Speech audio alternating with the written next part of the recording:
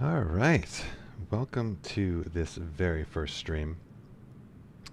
I am embarking on an ambitious journey around the world where I plan to leave from Newark, New Jersey, where we are currently gated, and make my way around the world in this beautiful fly-by-wire A320neo 2 hours at a time. So why 2 hours at a time? Well, I don't have a ton of time to do the sim, really, and 2 hours seemed like a good time frame to spend doing one hop to the next. And it was actually quite a fun challenge to figure out how I can actually get around the world in this airplane going only 2 hours at a time, especially crossing the oceans. Had to make some interesting decisions.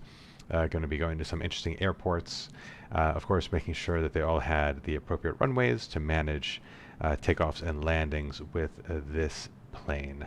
I'm going to try to keep this as real as possible. And as we go to new destinations around the world, as we're in cruise, hopefully we can spend some time kind of learn about the places we're going and learn more about the plane we're flying. A little bit about myself real quick. I am not a pilot, although I do aspire to be.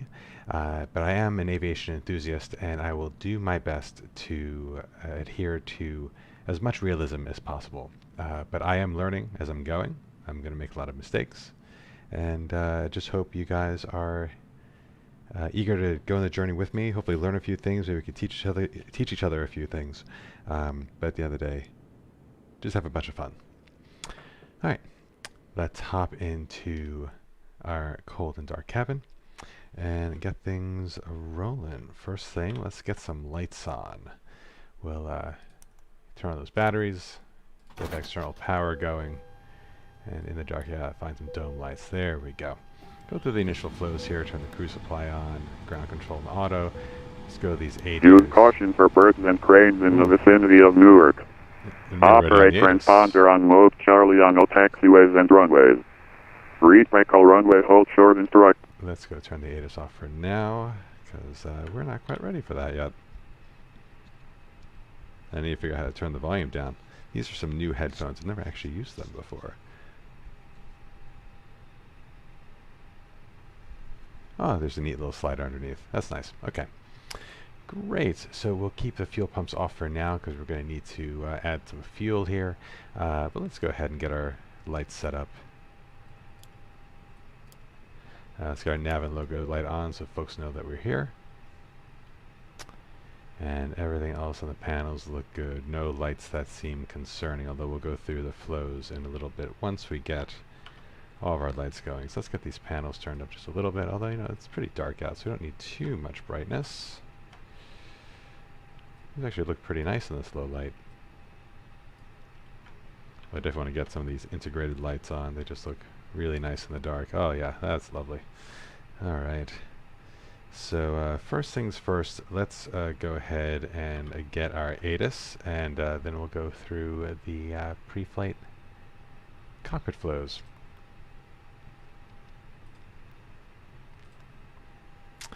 So an ATIS request, we are currently at Kilo Echo Whiskey Romeo, like our departure ATIS.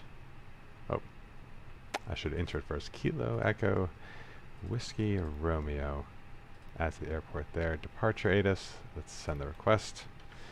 And just keep an eye on the ECAM for the message. Let us know that the message has been received. I'm drinking out of a very loud water bottle, so I hope you guys don't mind the squeaking noise every now and then. Ah, company message. There we go. Let's go back, take a look, and there's our beautiful ATIS. So let's go ahead and print it just so we have a reference. I love this print function, and I much prefer the digital ATIS because I really don't like listening to the computer voices telling me about the weather.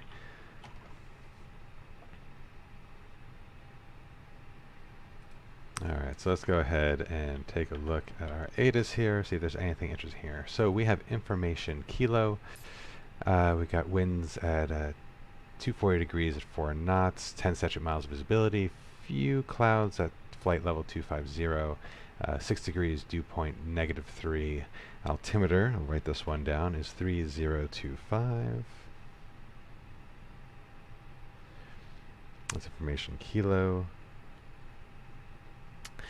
And we have ILS runway 22 left approach and use, departing runway 22 right from intersection Whiskey.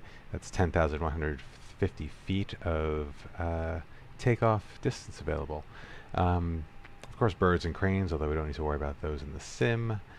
Transponder mode C, duh. And on all taxiways and runways. That's actually useful to know. Read back all runway hold short instructions and assigned altitude. Advise you have info kilo. All right, cool. So 22 right. The relevant information there is that we're taking off 22 right from intersection Whiskey, so we kind of know where our taxi is going to go. Altimeter 3025. We'll go ahead and set that now while we're talking about it.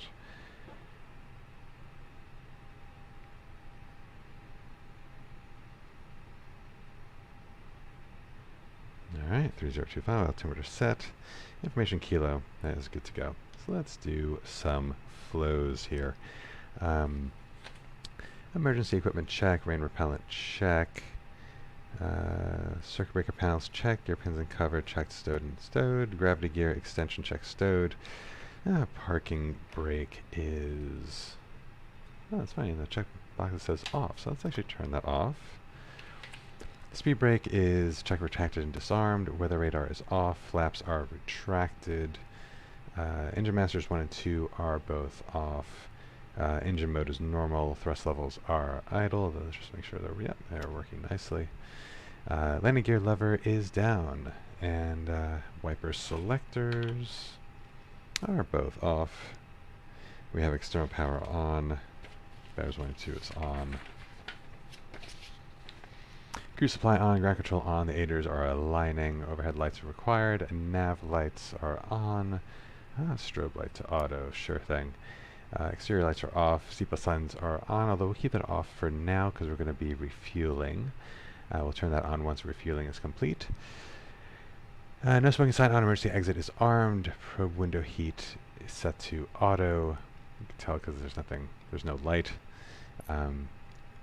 Landing elevators to auto. Yep. Pack flow is normal. Packs are on. Air conditioner temp is required. Hydrogen panel. No white lights. Fuel panel. No white lights. Although we'll turn the fuel pumps on when we are done refueling. And let's perform our APU fire test. Now, I need to figure out how to view the ACARs. Oh yeah, there we go. APU fire. It's really cool how the eCam displays that. But that works well. We'll do the engine test.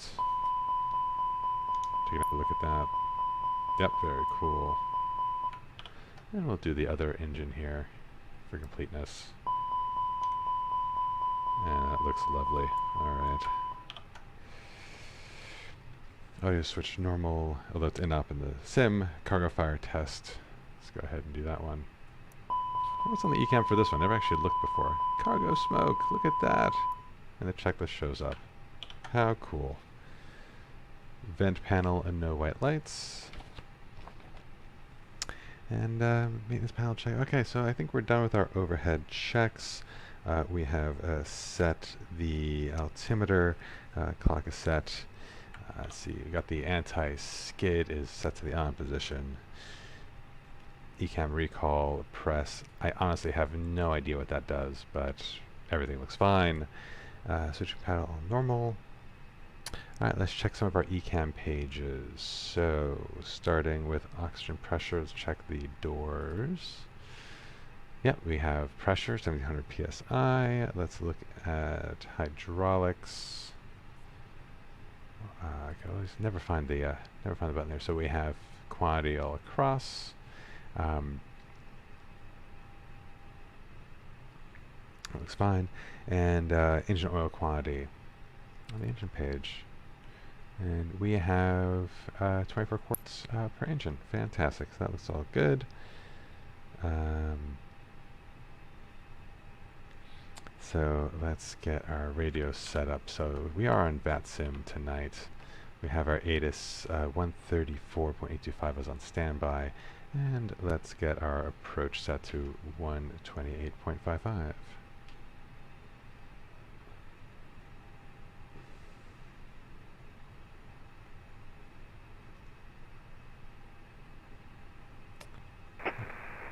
Caution for birds and cranes in the vicinity of Newark.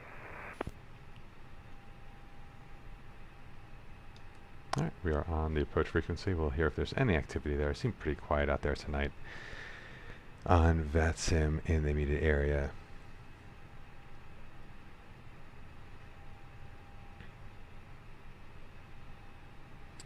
Alright, so, and we have our ATIS barrel reference set, flight directors on, LS off. The RADF switches, we'll kind of get rolling with that once we program the McDo. So I think we can go ahead and do that next.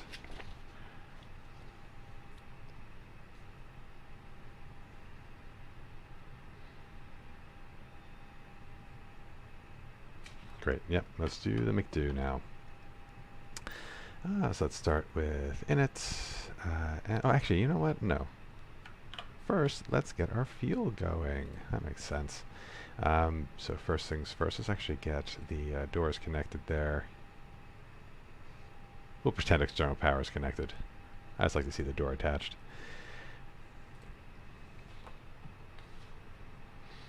Alright, so we've got our operating flight plan here. We are United 9084 tonight. We are headed from Newark to Montreal. Type A320neo. And company we don't need to worry about. Alternate CYUL. We actually don't know which one that is. It might be Toronto, but we should take a look once we're in the air. Constant X 8, cruise flight level 390, cruise temperature 63 degrees, tropopause 38,000 and change, zero fuel weight, etc. Okay, a nice headwind to slow us down tonight. Let's take a look at our fuel here. So we are looking at a total block plan fuel of 5430. Haven't taken a look at the weather en route, but given such a short flight, I'm going to assume weather looks pretty good all the way through.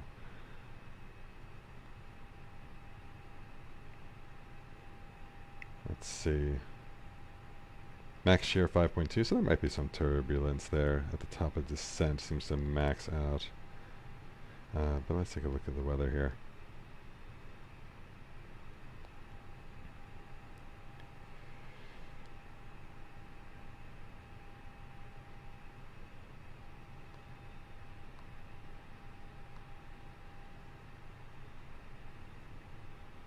Yeah, nothing seems crazy. So given we have so much fuel for our alternate, I think a plan block of 5430 is fine. So let's go ahead and get that loaded up. And we'll start fueling. So that is going. That's on its way. And good afternoon, Newark approach United 907 with you. Information queue is on board requesting our large Chicago O'Hare, please. United 907, New York departure, good evening, clearance on request, stand by. Alright, just adjusting the volume of my headset there. And let's go to the McDo menu here. And get our passengers on board. So let's see, we got 141 passengers tonight. Let's see if that aligns with our... United 907, every clearance advisor ready to copy.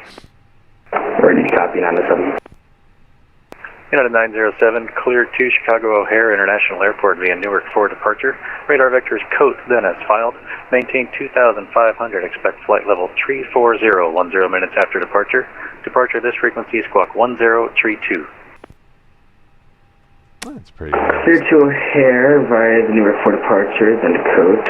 Maintain 2,500, expect flight level 340, 10 minutes after departure. Departure frequency is with you, and we'll squawk 1032 for United 907.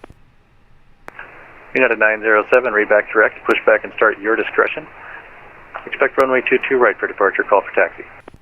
We'll expect 22 right for departure, and we'll contact you for taxi 997.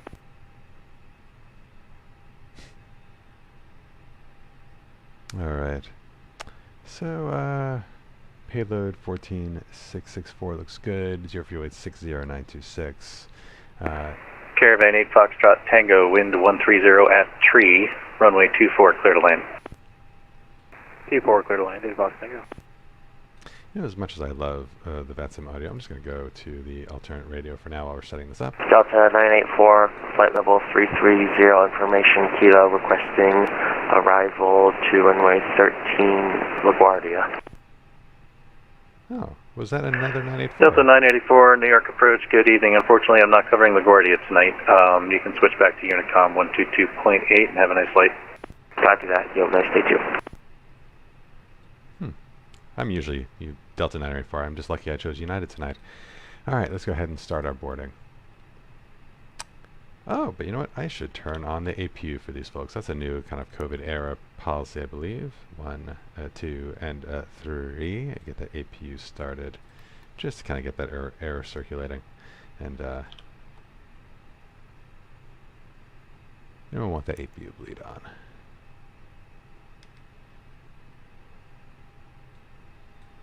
So, I would like to take a look at the APU menu. I'd love to see it spool up there. See the sound effects on the outside. Lovely. Okay.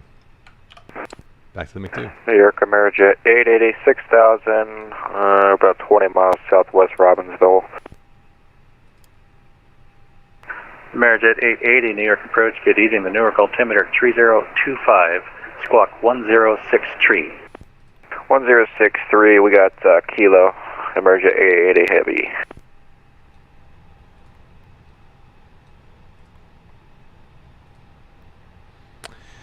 Alright, EWR to Montreal, tropopause. We'll just update this to 38567. I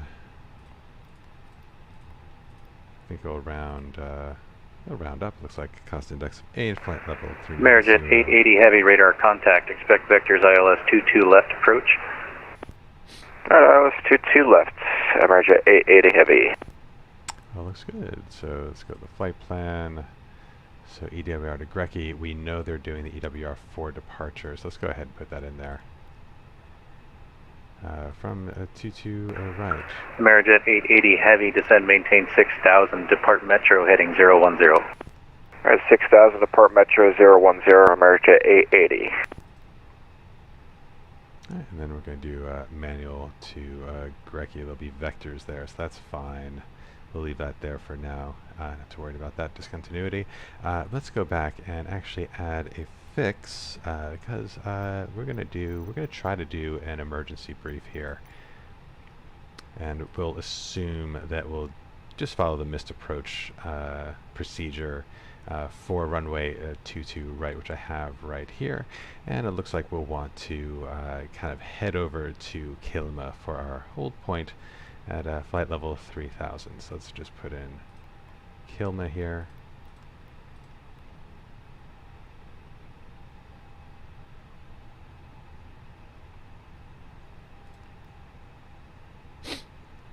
And it looks like we will be going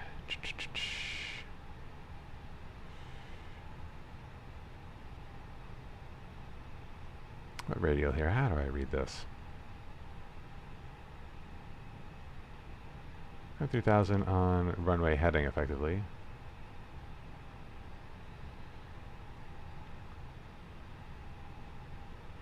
So the radial really is on. I guess we could put in 219. See how that looks on the flight plan. So, can we see that? Oh well, there's the. We'll probably want the reverse radial. Yeah, I'll actually just get rid of the radial here. But we have the fixed point there on our display there. All right. So we'll go back to briefing the departure later on once we're done with this flow. And we'll worry about the Montreal approach when we get closer. RadNav page, so what do we want to focus on here with the RadNav? Caravan 68 Foxtrot Tango vacated Charlie for top order 628 Foxtrot Tango, taxi to the ramp, Charlie to the ramp. Have a good night. Charlie to the ramp. See you. So I think we're heading to Grecki. What's our first waypoint? Yeah, first waypoint is to Grecki. So let's put in the CMK VOR. Charlie Mike Kilo. And we'll want a course 57. We have the ILS pre-programmed. And is there anything else that we want to keep track of here? Let's see on our missed approach. Well, we do want to be 27 miles away from ARD. So we'll go ahead and put on ARD for our missed approach vector. 42 nautical miles, that looks about right. And what course? It looks like we'll be on... if we do the missed approach hold... are we... which vector will we be on? Well, let's put in the 69-degree vector there, because that intersects directly with Kelma. These are all things I will want to learn and look up later. Before I forget, we'll just flip... Oh, wow, that's really close. Anyway, we'll just flip those VORs on so that they show up on our plan when we... let's see, does that work? Yes, there they are. Perfect. Alright, so that's the red map page. America at 880, just make sure your speed's 250 under 10,000 feet. Okay, we'll slow it down. Oh, man. But that means it's going to take longer for us to get there. That's funny. That is funny. Although I don't think air traffic control's happening it. Only by a couple minutes, you'll be fine. Right, so 60.9. I think I saw 28.3. Are we still refueling? No, we're probably... We're still boarding. It must be done. Gross weight 66.3. And that's, yeah, that's about right for our takeoff weight. So, but I'm going to go back to the Atsu here. I recall seeing the weights and balances a different number. 23.8 for zero fuel weight center of gravity, so we'll use that.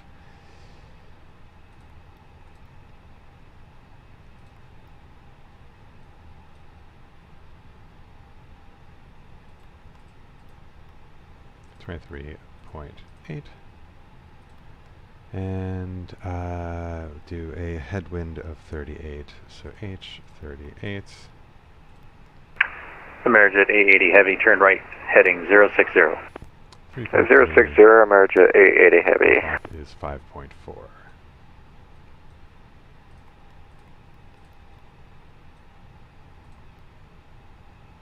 I'll give that time to refresh there, and we'll just confirm here. So trip is, oh wow, it says it's going to be really, that's fascinating. Interesting.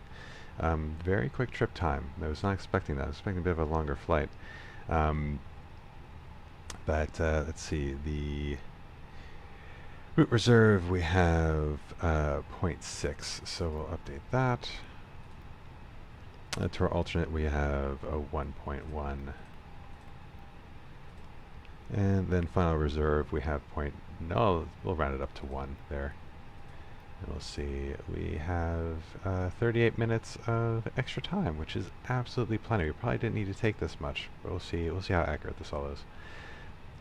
Alright, and finally the performance page. So normally I would see if I would calculate a flex takeoff. I have an Excel model, I just didn't load it up for this flight.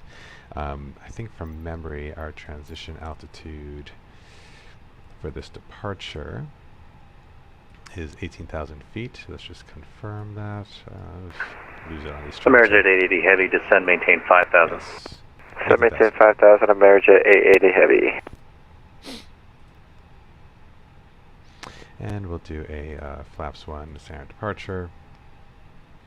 And well, I don't know if this actually, I don't think this has any impact on the sim, but I do like to kind of be complete. But we had a 23.8 center of gravity, so we'll just adjust that here. It's roughly here, so we'll say that is what, 0.9 up on the trim. So we'll do up 0.9. Thrust reduction altitude, engine altitude we'll just leave as is. And let's calculate our V speeds. So V1, 133. Rotation speed is 134, and V2, 138. That seems perfectly reasonable. And that is done. So let's take a few minutes to do the part that makes me really nervous, which is calling for our clearance. But before we do, just going to clean up the overhead panel. We'll get that going.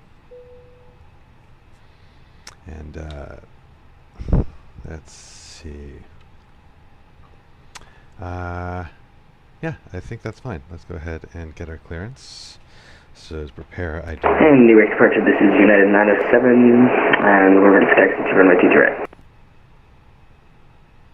United 907, runway 22 right at Whiskey, taxi via Romeo Golf, Juliet Romeo, Whiskey. 22 right at Whiskey via Romeo Golf, Juliet Romeo, Whiskey, United 907.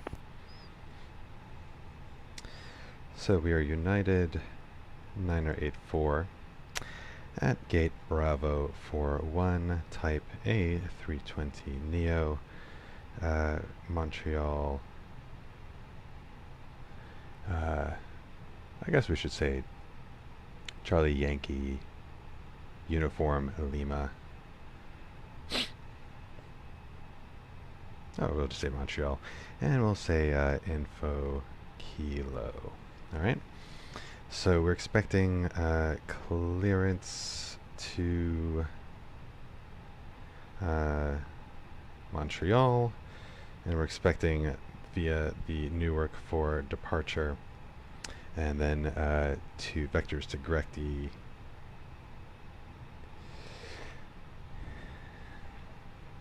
Altitude we're expecting 390. The frequency will be the departure frequency that we're currently on, and transponder will record there. Alright. Let's see how this goes. Performance anxiety is setting in.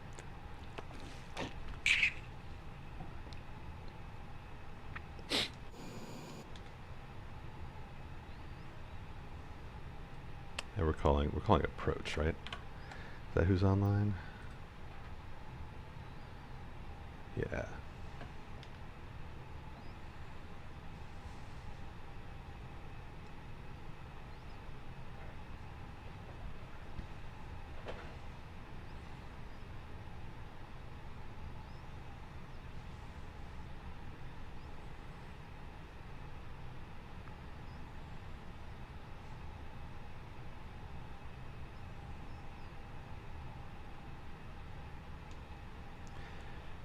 Newark approach, United 9084, good evening.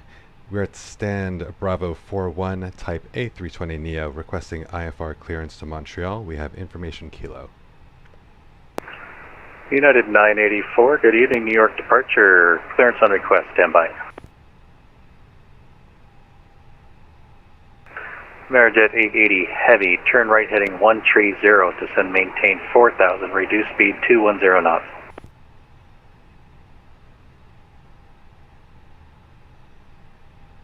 Okay, 130, 4000, and what speed? 210 knots. Alright, 210 on speed, Amerijet 880 heavy.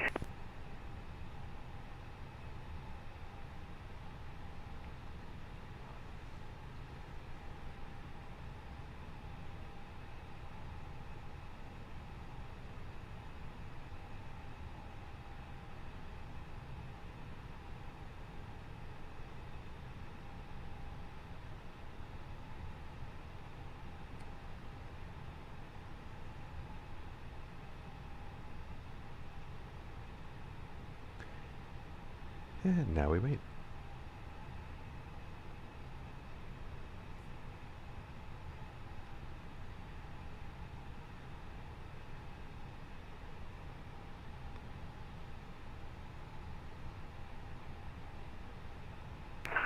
Amerijet 880 heavy, descend maintain 2500. 2500, Amerijet 880 heavy. United 984, have your clearance advised, ready to copy. We're ready to copy. United 984, cleared to Montreal Airport via Newark for departure. Radar vectors Grecky, then as filed. Maintain 2,500. Expect flight level 390, 10 minutes after departure. Departure this frequency, squawk 1035. Clear to Montreal via the Newark for departure. Vectors to Grecky, then as filed. Flight level 25. Expect flight level 390, 10 minutes after departure. On this frequency, squawk 1035. Amerijet 880 Heavy, turn right heading 190, join the localizer. 190, join the localizer, Amerijet 880 Heavy. United 984, the initial climb 2,500. Initial climb 2,500, copy. United 984. United 984, read back correct, push back and start at your discretion. Expect runway 22 right for departure, call for taxi. Pushback at discretion, expect 22 right, call for taxi. United 984. Newark approach United 907, short of 22 right at Whiskey. United 907, fly the Newark 4 departure, wind 240 at 4, runway 22 right at Whiskey, clear for takeoff. Newark 4 departure, 22 right, clear for takeoff, United 907.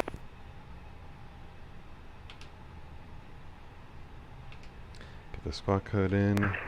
Amerijet 880, 5 miles from Gimme, maintain 2,500 till established on the localizer, cleared the ILS 22 left approach.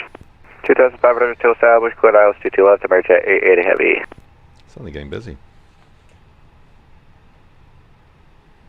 Alright, we got our briefing, so let's do our pre-push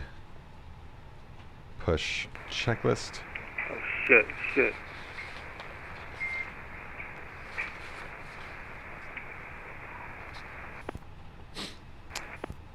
So APU is on Newark approach, American 914 with you. external power. We can go ahead and... American 914, New York departure, go ahead. American 914, information, Kilo on board. Let the request IFR clearance to Kilo Romeo Delta uniform.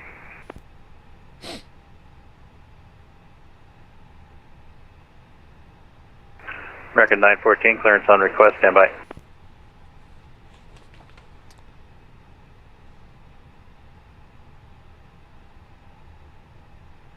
McDo is to the takeoff page, that's fine. And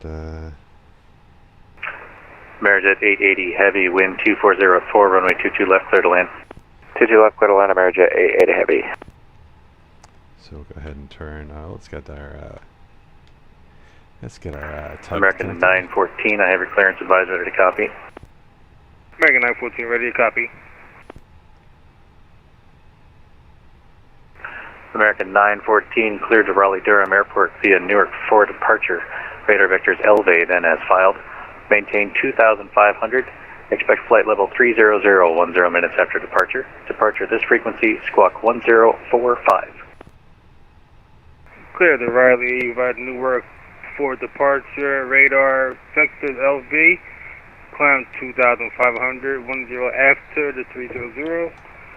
Departure is with Q, squawk 1045, American 914. United 907, radar contact, say altitude. Passing 1,797. United 907, climb, maintain 10,000, turn right heading 310. Right, 310, 10,000, United 907. American 914, read back correct, push back and start at your discretion. Expect runway 22 right for departure, call for taxi. Push at my discretion, 22 right for departure, call for taxi, American 914. Alright, so beacons on, thrust levels idle, parking brakes released. Let's go ahead and engine start. APU bleed is on. We're going to start engine 2.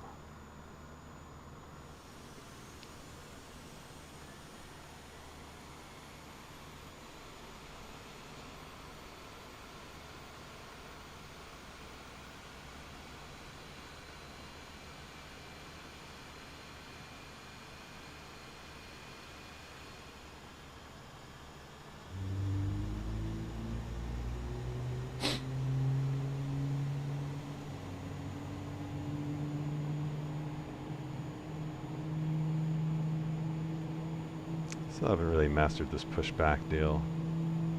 I do so much more smoothly in real life. United 907, climb, maintain 17,000, proceed direct code. Correct, code 17907.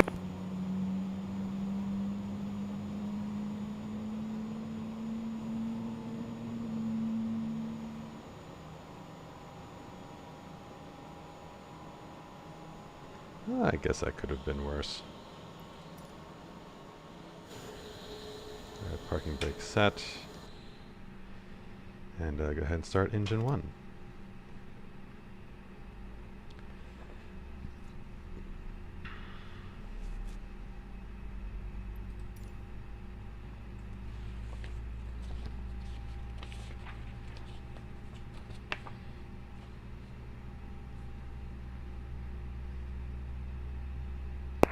United 907, New York Center is offline. Radar service is terminated. Frequency change approved. Have a good night.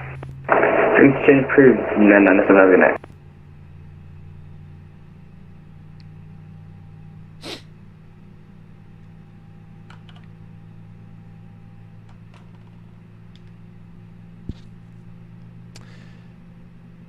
Alright, spooling up. Nick approach, good evening, Walker 1108 with you, 6000 on the Wilkes-Barre for arrival. Walker 1108, New York approach, good evening. I'll give you the Morristown altimeter, 3026, squawk 1033. 1033, 3026, Walker 1108. Engine mode selector to normal, ground spoilers are armed. Rudder trim 0, flaps are set. Pitch trim set, ECAM status check. America 880, we're off on Papa. We're going to the cargo ramp on the north of Zulu, or correction, it's off Zulu, but it's north of 29. Amerijet 880, standby. Walker 1108, radar contact. Expect the RNAV runway 28 approach into Princeton. Descend, maintain 4000. Data 4000, expect the RNAV 28 into Princeton, Walker 1108. Let's quickly do our departure briefing. So we are going to be taking off from 22 right tonight. So Amerijet 880, are you able to make that right turn onto Papa? Yes, sir. Take off runway 22 right, climb left, turn heading... Amerijet 880, taxi to the ramp via Papa Zulu, cross runway 29er, hold short 22 right. We'll get that programmed in there. Right, so taxi Papa Zulu, cross 29, hold short 22 right, Amerijet 880. That is in there, and we have heading... Okay, heading mode is in. Until 2.3 ILSQ. Or 2.8 IGN, which I think what we have in our RadNav page now. Climb right, turn heading 220, maintain 2500 feet. So we're going to climb to 2,500 feet. Walker 1108, proceed direct HIMAR. Direct HIMAR, Walker 1108. And we'll get vectors from there. Alright. So... let's make sure we're configured for taxi before I call. So taxi, lights, this is on because it's nighttime. Brake handles off. Let's do our checks.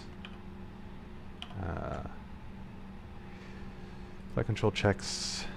So full left, full right, neutral, full down, full up, neutral, and then a rudder left, rudder right, and neutral. Excellent. And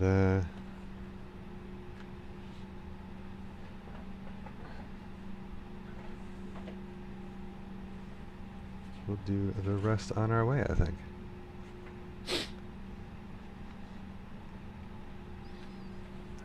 So let's take a look at our taxi routes.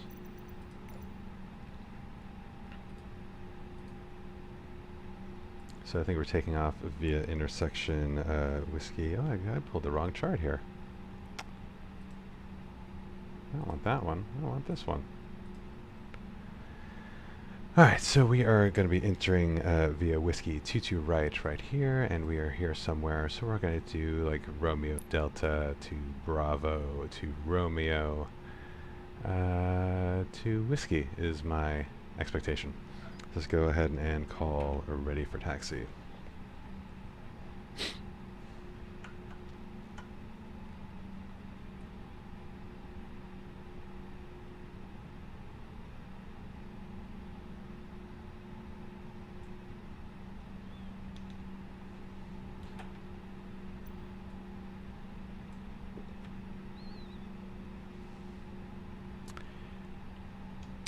New York approach, United 984, ready for taxi, runway 22 right.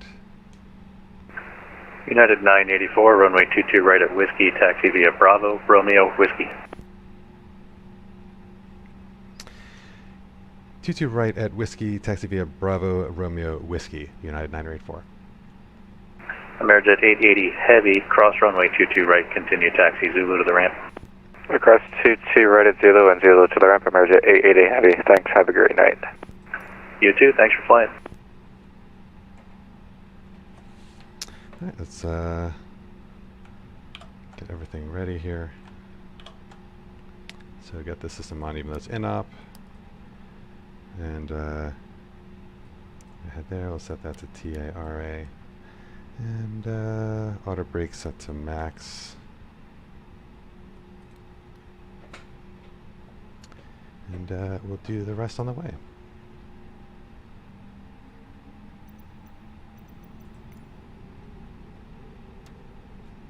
Let's see if this will work. I want to make sure I'm on the right thing. So we're going...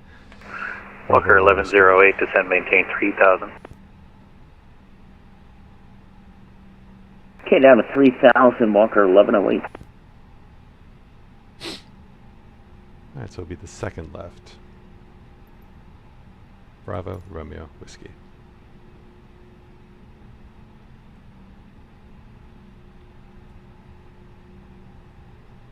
My beacon on, right? I do.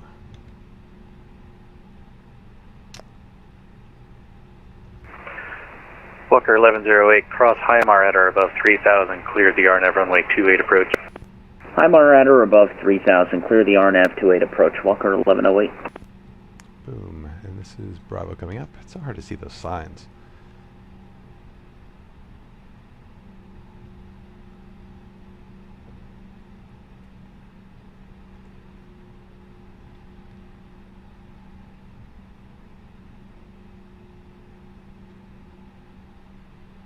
New York departure, American 914, request taxi 22 right.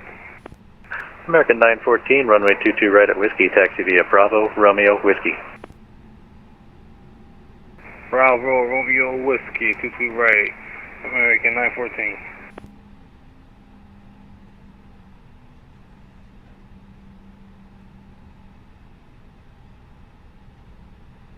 Let's see, we're on the center line over a little to the right.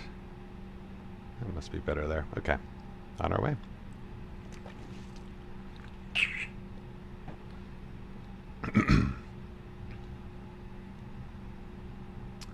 Where the other plane is.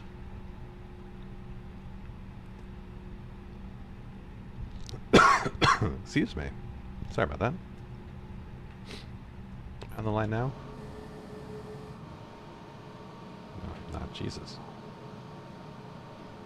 I'm giving these folks quite a ride. I'm just not going to do that. I'm just going to stay in this view. I'm center line enough. We'll just do that.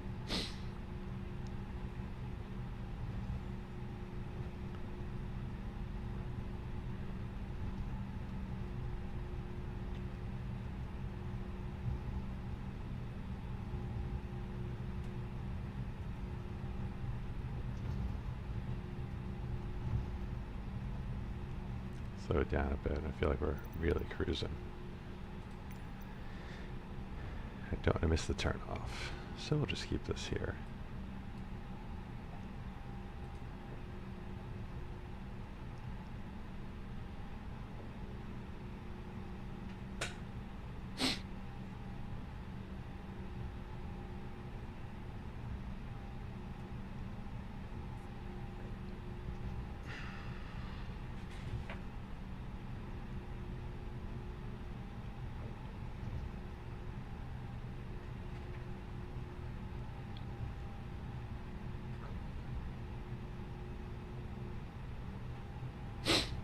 Alright, this is where Bravo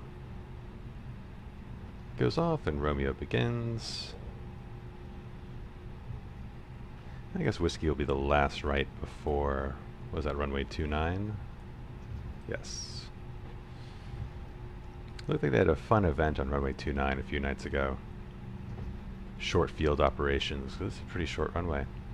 Yeah, it was like 6,700 feet.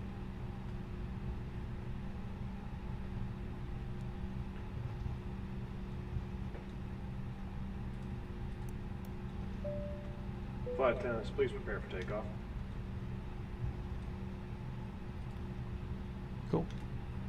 All looks good to me.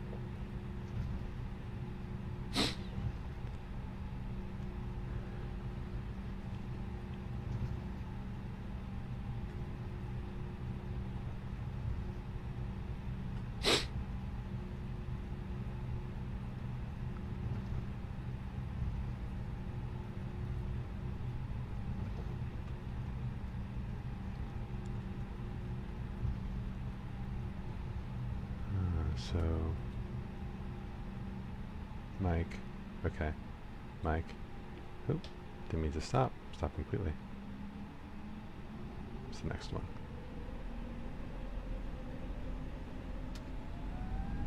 I'm stuck.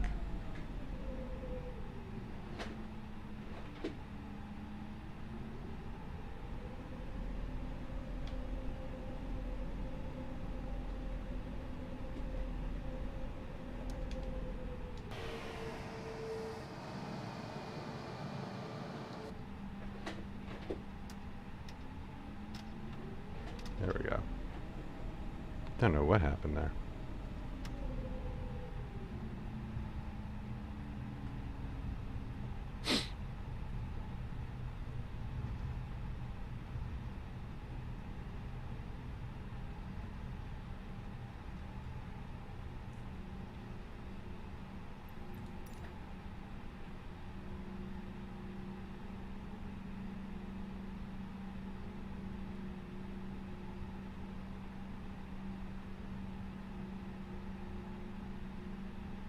Hold short. And nose to takeoff. Get the landing lights on.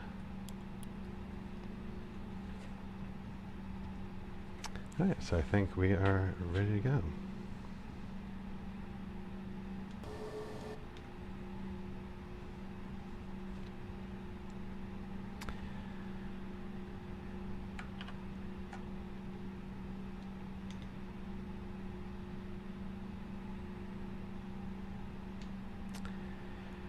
New York approach, United 9084, holding short, runway 22 right at Whiskey, ready for takeoff. United 984, fly the Newark for departure, wind 260 at tree, runway 22 right at Whiskey, clear for takeoff. Clear for takeoff, United 9084.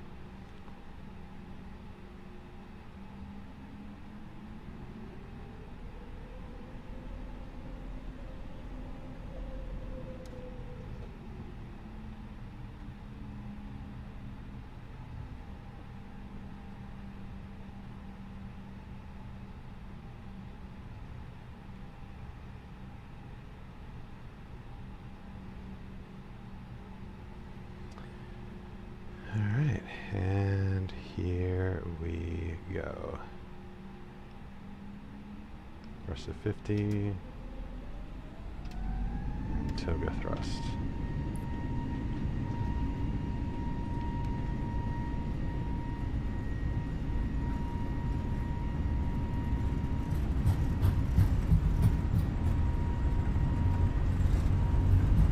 Knots.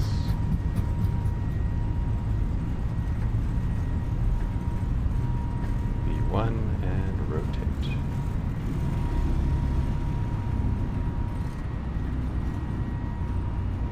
Pilot climb gear up. And autopilot.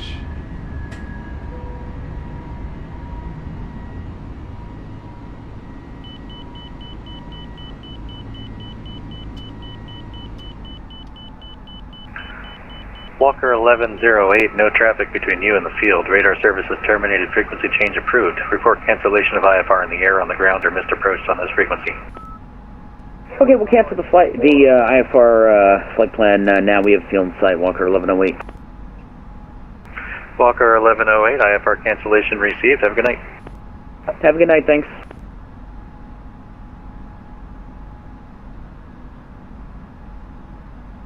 United 914, holding short of 22 right at Whiskey. United 984, radar contact, say altitude. United 984, we are climbing through 2200 for 2500. American 914, stand by. United 984, climbing through 2300 for 2500. United 984, climb maintain 6000, turn right heading 310. Climb and maintain 6000, heading 310, United 984.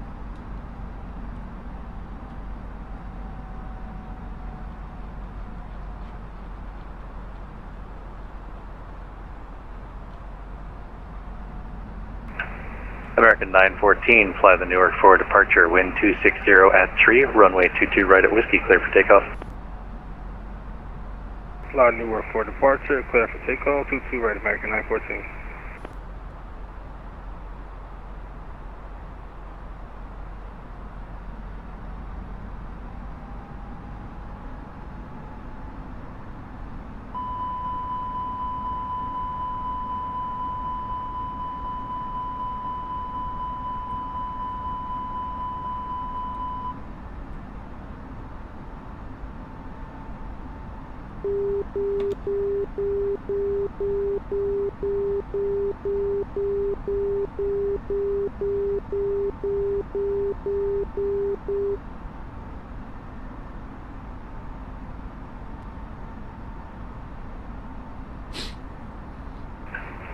United 984, turn right heading 040.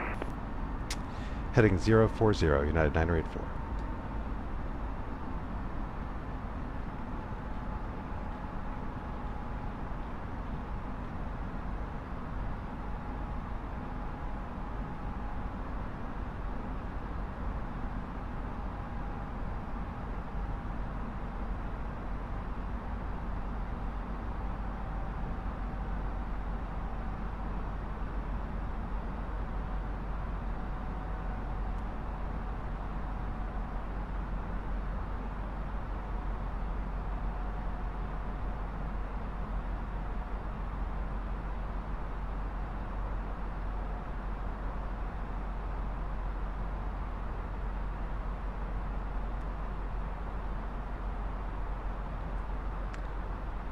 That is pretty.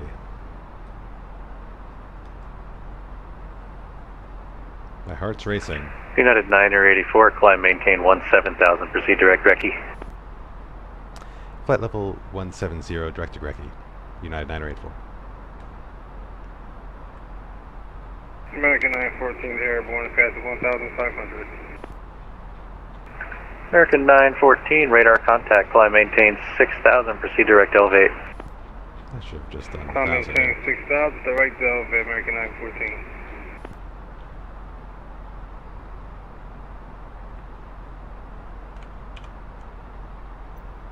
United 984, New York is offline, radar service is terminated, frequency change approved. Have a good flight. Over to Unicom. Thanks for the service tonight, United 984.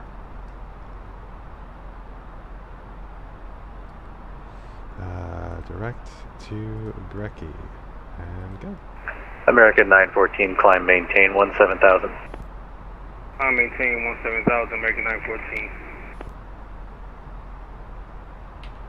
And we're on Unicom. And we're off. I feel like the altimeter buttons have changed on me here. Normally I hit altitude. There we go. Go to MASH altitude mode. And we are headed to Grecki. And we'll go ahead and cross Grecki at 170, and then we'll clear ourselves to our cruise.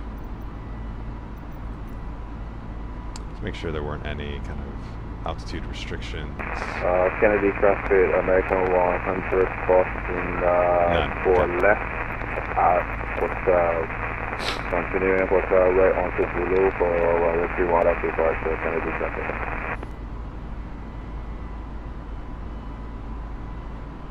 Oh, ground spoilers. Disarmed. There we go. That's better.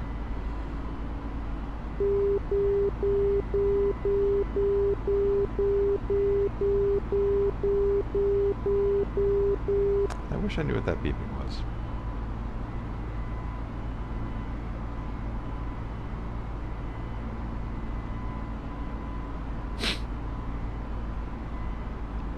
Oh, again, some nice crosswinds.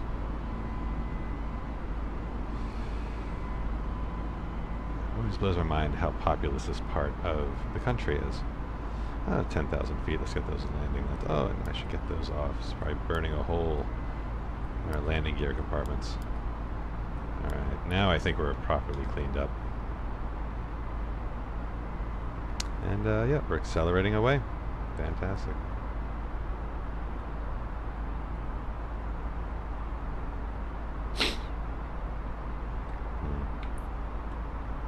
Try to get a better view here, figure out what we're looking at. This is kind of like my old neck of the woods. I'm not seeing any landmarks I recognize. It might be Route 17 down there, and then the Parkway on the other side with Garden State Plaza, maybe? It's really hard to tell.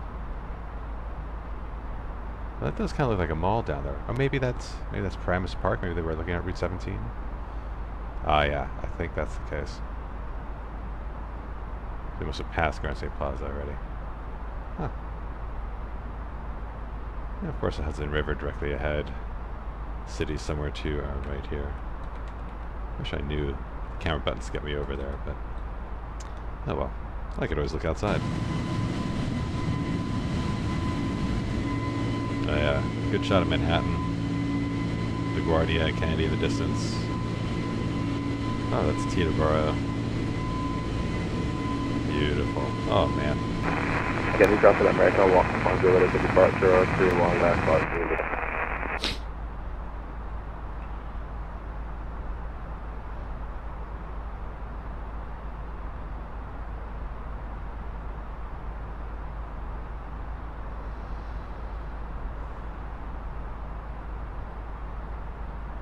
Speed Alt Star.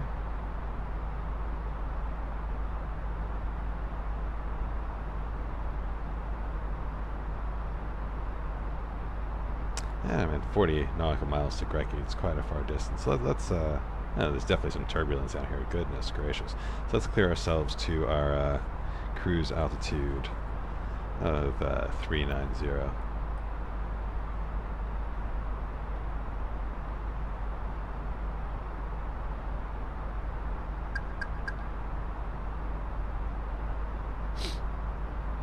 And we'll standard QNH and go to airports.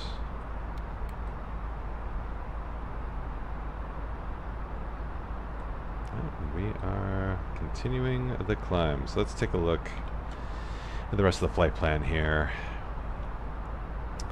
So roughly 90 nautical miles to our decel point.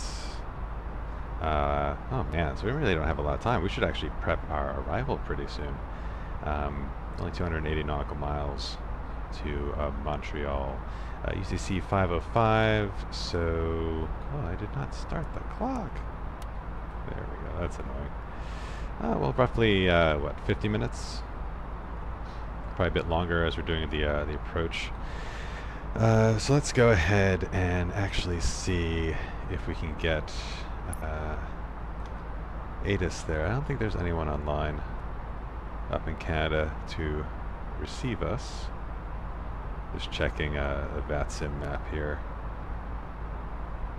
But I think it's going to be all quiet up there.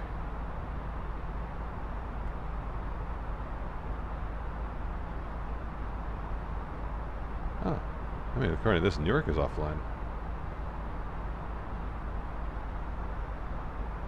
Huh, you must have just signed off. You must have just caught the departure. That's fantastic.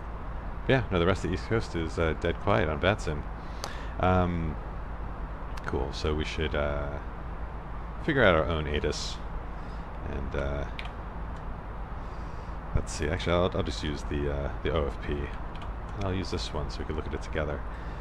to get a sense of the weather at Montreal.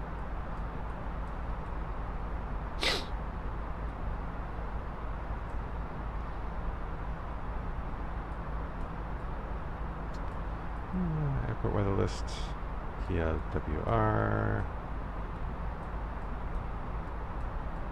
Wait, I didn't see a Canadian ATIS there for the NOTAMs. Is it down here? It wouldn't make sense, would it?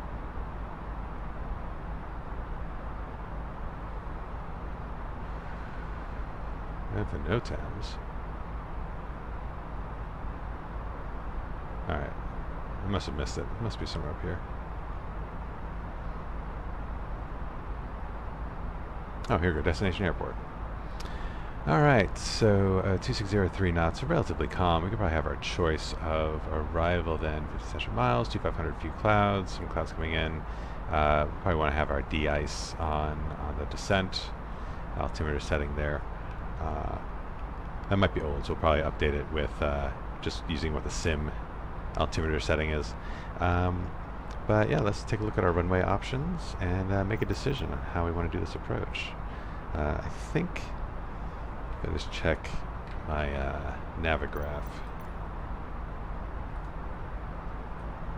It's saying we're coming in 24 right, and based on the wind direction, that is totally fine.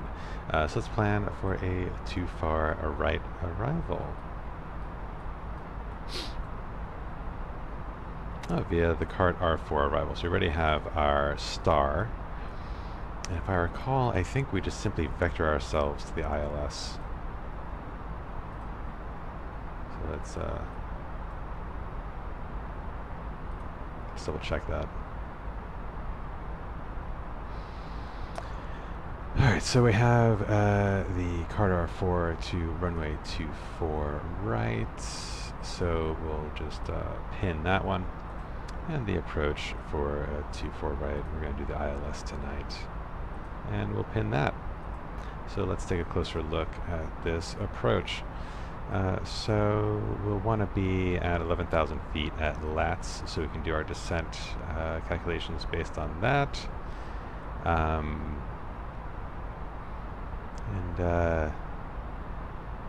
just assuming we're going to come via LATS, actually, are we? No, we're coming through via Peaburg.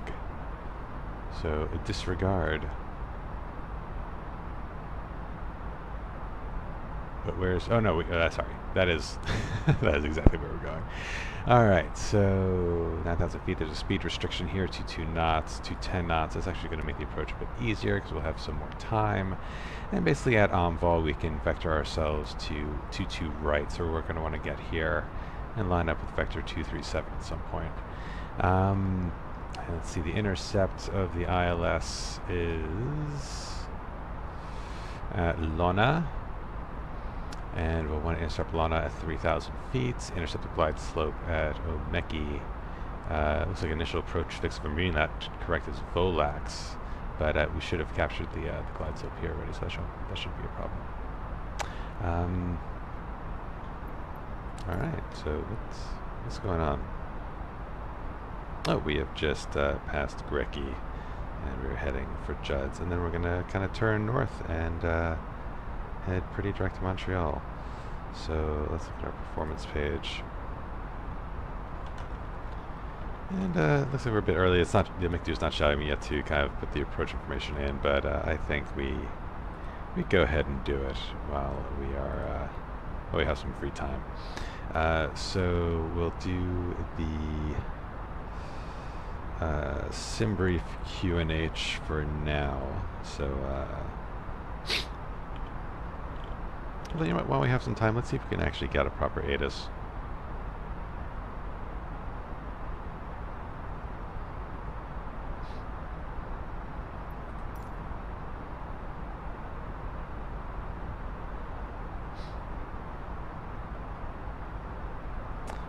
So ATIS is 133.7.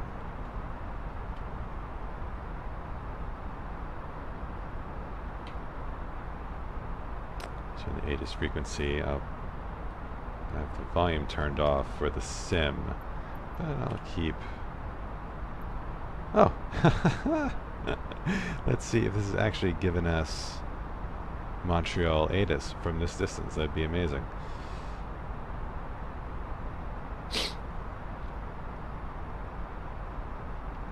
(3022), although somehow that temperature doesn't seem quite right. Let's see if it repeats. 3022, keep that in mind.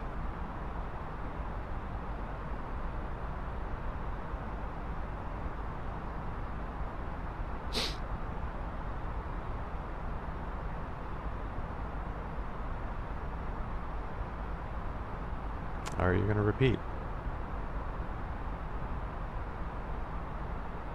You have to go back to Unicom and try again. Unicom and Montreal ATIS. Talk to me.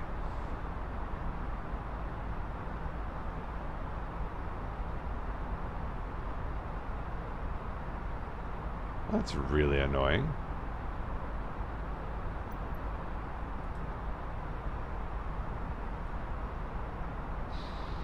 Well, altimeter is 30. That's not quite the same.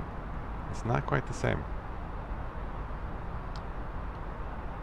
I'm more inclined to trust the sim value because I'm flying in the sim.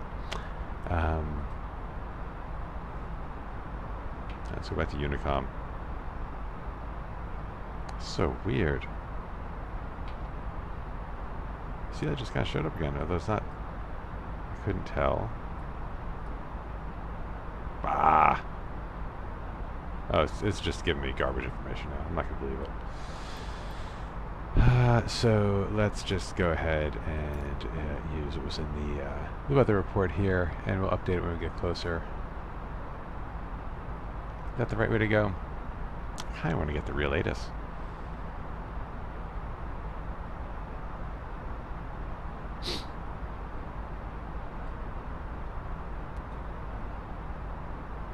Well, let's try a different ATIS source. We know VATSIM's offline.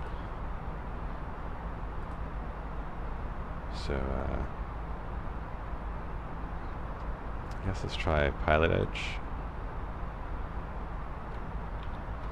And we'll do it via the McDo.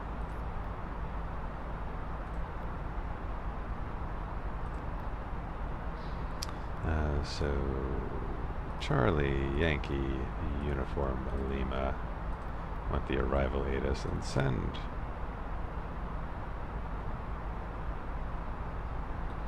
We'll go back to Unicom.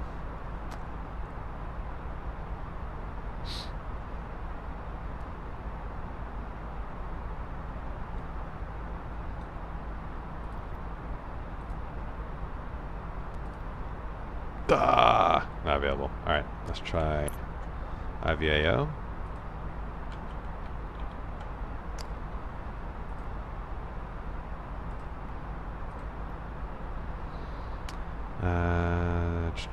Charlie, a Yankee, a Uniform, Lima, arrival, send. Right, it is Charlie, Yankee, Uniform, Lima, yep.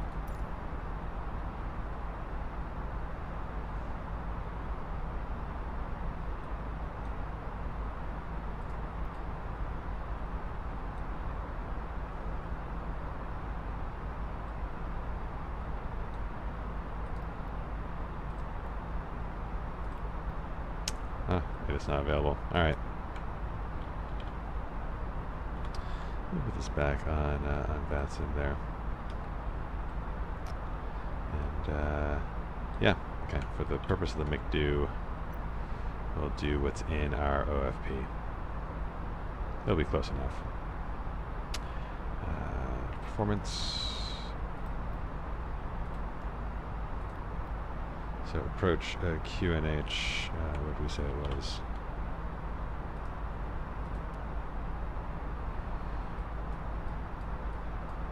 On the weather report again. Altimeter 3018. Although, we are going to need it. I remember where I get this from now. We're going to need it in this format. So 1023 millibars.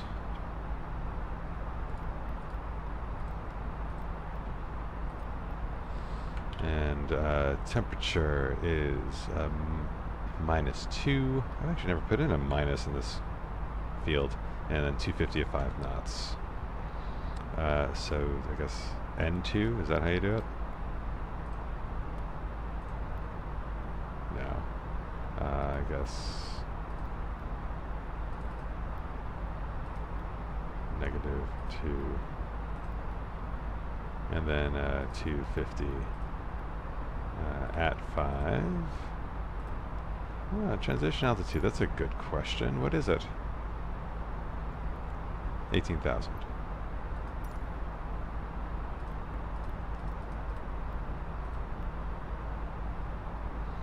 And baro minimum.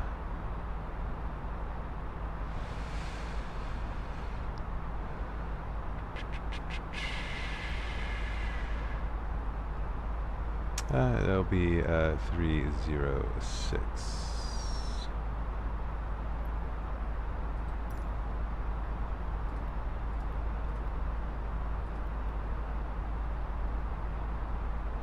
And that was good. So clean speed 212. See if that interacts with any of our... Oh, it's updating as we go. So I guess based on fuel. So we'll take a look at that later on the approach. See if that's going to impact when we extend flaps and such. So yeah, we can kind of probably go down to 200 there and start getting configured. And then probably enable approach mode after envol. Cool. So let's go back. We are still climbing. The flight plan.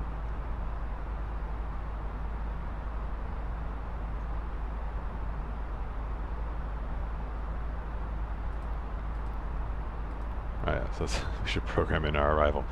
So let's do this. So ILS 24 right.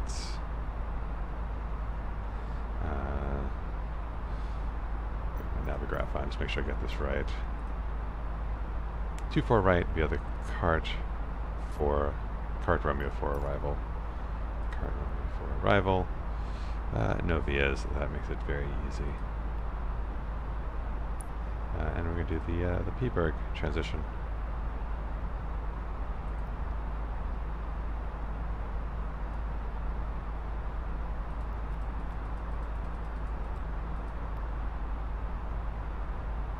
Yeah, and then we have a discontinuity there. Let's see how that looks. I might just get rid of that discontinuity to just have let's fly straight to Lona, because that gives us a lot of time to get lined up with the ILS. Is that right? So Lona, we have about 5 miles before we actually just say, yeah, that's fine. So I think we can do direct to Lona there. So we'll go ahead and clear out that manual vector. Go ahead and clear out that discontinuity. And oh, and there's our new decel point. Oh, nope, it just recalculated. That's our new decel point. Fine. Works for me. The fly-by-wire updates seem really cool. Really jazzed about them. Just to get used to the changes. Oh yeah, let's clean up our RadNav page, because there's a lot here we don't need now. And we'll see if we want any VOR guidance on our arrival. Not push back. Okay. So with the localizer, we have the Montreal VOR, and that must be the missed. Yeah, that is the missed approach vector there. So we'll want to plug that in. And let's see. It's approach climb 3000, heading 237, then a right turn direct to CYUL VOR. So we'll just put CYUL in then. And we won't worry about the course right now, because we'll just have to fly a direct to it, depending on where we are. So, and let's see, the ILS is 111.9. Oh, and there's a local DME as well. That's fine. I think we can put that in. Alright, so close that up for now. Max performance. And let's figure out when we want to descend, shall we? So, in the cart R, we have this, we need to be at 11,000 by lats. And we are at our cruise altitude now, so let's go ahead and use this calculator that they have on this mod, which is fantastic. That's our current altitude, and we want to go down to 11,000 feet. And we want to do that 88 nautical miles before lats. So let's see where we are. I think there's a better way to...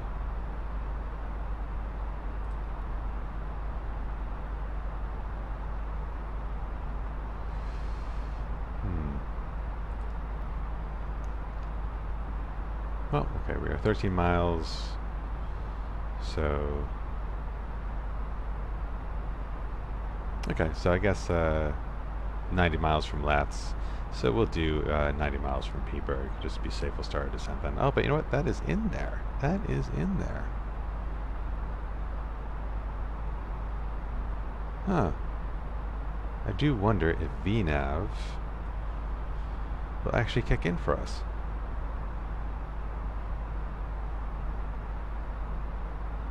We'll have to watch out for that. Okay, yeah, we'll just keep an eye on that. Does seem bumpy up here.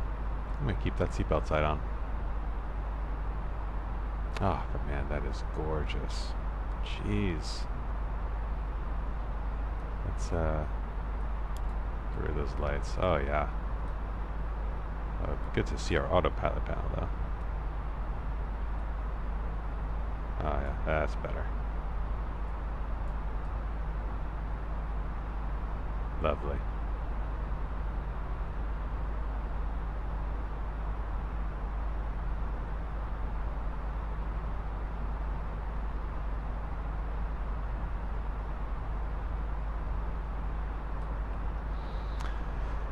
So just looking at the VATSIM map on my other monitor here, just out of curiosity to see. Well, there we are, somewhere over in New York State. Oh, there is no one on this route. We're not going to see any traffic. It's going to be a very quiet night to Montreal. But that'll be the fun thing about this journey, kind of traveling the world. You know, 2-hour flights at a time. I'll likely be doing these flights around the same time, local Eastern time in the United States. So as we're traveling around the world, we're going to be flying at all different times of day. We'll probably encounter different VATSIM participants, different locales, depending on their local time. Especially if we do this on the weekends, there should be a lot more VATSIM activity. But for now, while we're doing these kind of later East Coast flights, we'll enjoy what ATC coverage we can get.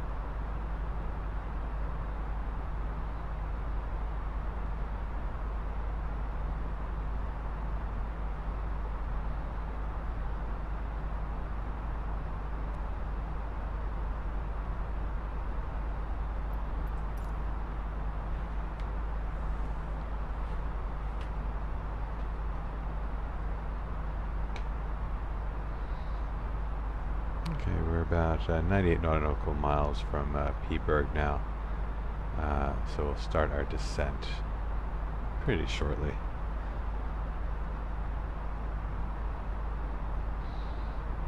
Just gonna get my charts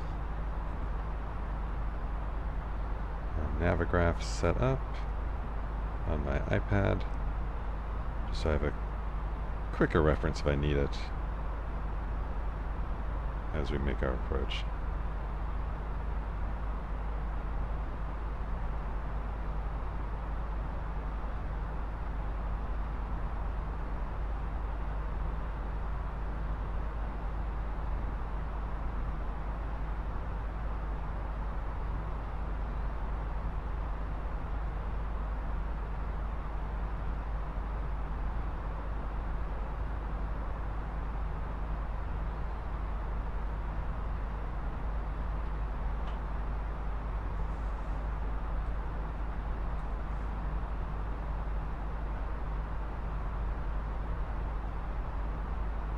Yeah, just make sure that was 88 nautical miles before target at a 3-degree descent. Should be pretty standard. So yeah, let's go ahead and get down to 11,000.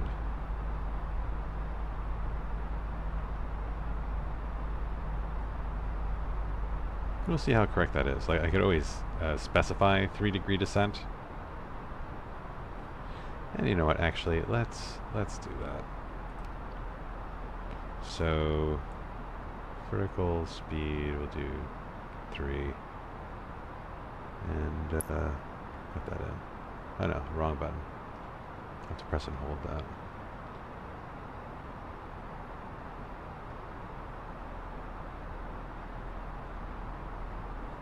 Yeah, perfect. So we'll see how accurate that calculator is. Nice, gentle descent.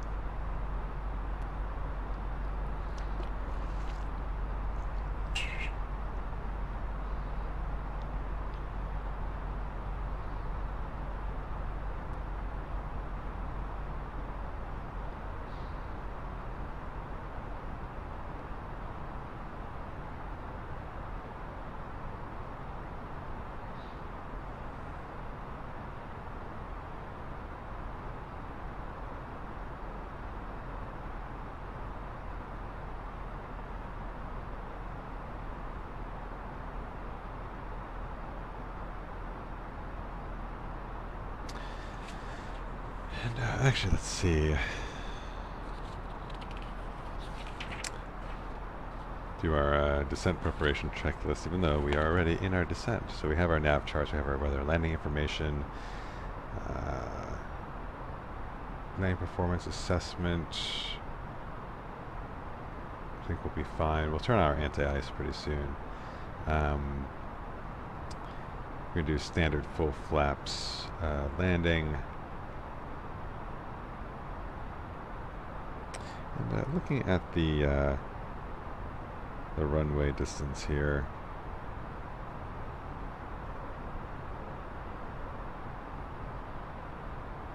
What have we got?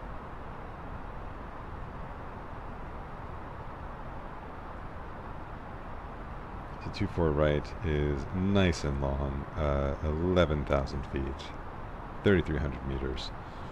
So we can go ahead and set our auto brake to a low for this arrival. So approach briefing probably makes sense to do it real quick. We're going to be doing an ILS approach to runway 24 right, and if we need to abort the landing, we will fly runway heading and then turn towards the Montreal VOR. Where we will hold, well, there won't be ATC, so we won't exactly hold for ATC instructions, but from the Montreal VOR, we can kind of vector ourselves back to the ILS approach course and try again.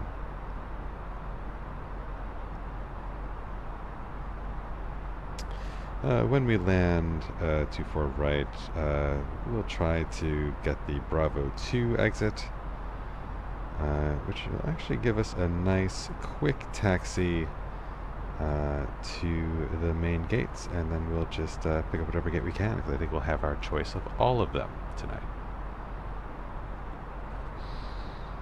Alright, so terrain doesn't work, the radar doesn't work. Let's see.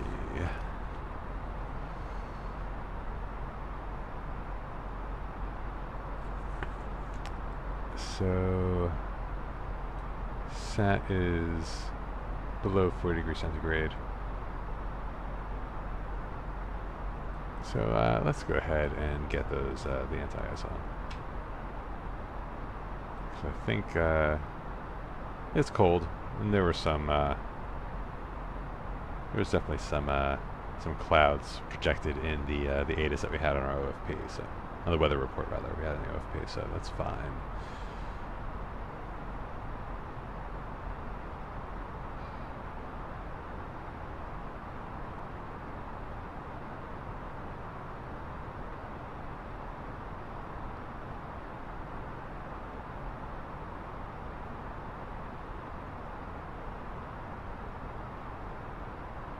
Although, according to this checklist, actually we don't need the wing ice. We'll just do the engine ice.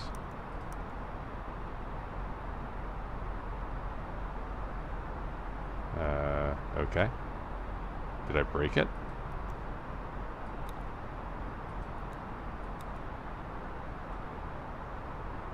I think I broke it. Okay, well, it's a neat little bug. So let's hope we don't encounter icing conditions, because if we do now I'm not sure if I actually have my anti-icing system. We're clearing ourselves for the descent, so don't need to worry about that. And, okay, descent preparation checklist to the line.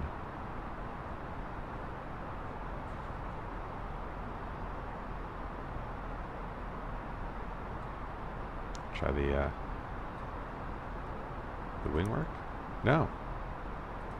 Or is it the button mapping I have? Oh, it's the button mapping I have. That is lame.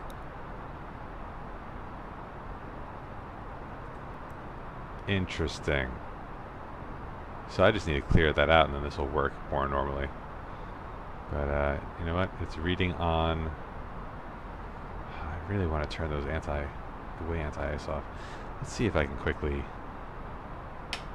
get rid of that mapping while we're flying. I hope I don't break this now. That'd be so disappointing.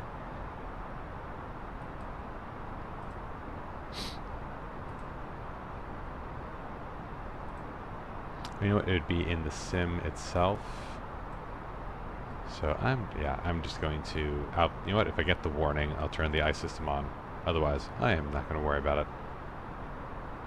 That is the benefit of being in the sim. How are we doing on progress here? So 46 nautical miles, passing 25,000 feet. Yeah, I think we're doing all right, getting down to 11,000 in time. I wonder if that's the Montreal Metro we're seeing out there in the far distance. Must be.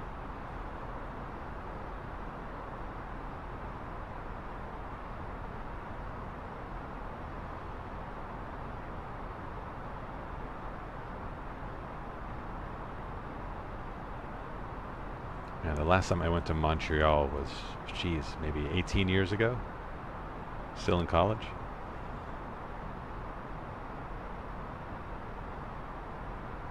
Did a road trip up there with my girlfriend at the time. It was so much fun. Learned all about poutine and the joys of seeing a European city on this side of the Atlantic.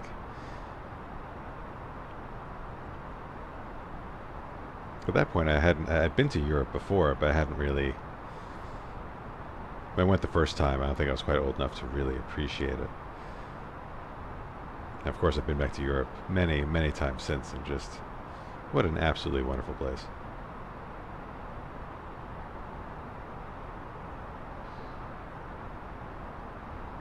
I wonder if that's I-95 beneath us.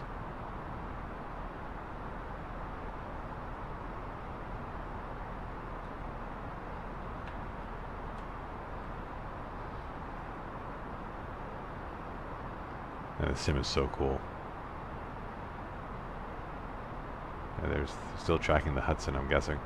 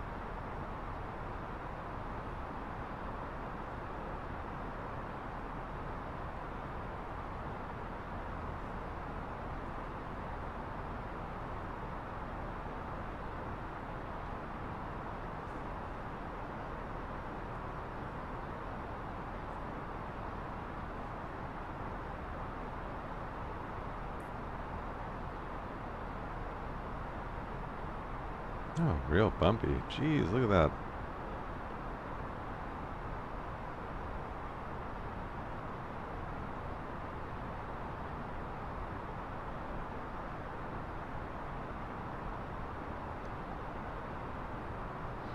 This was a nice, easy descent, though.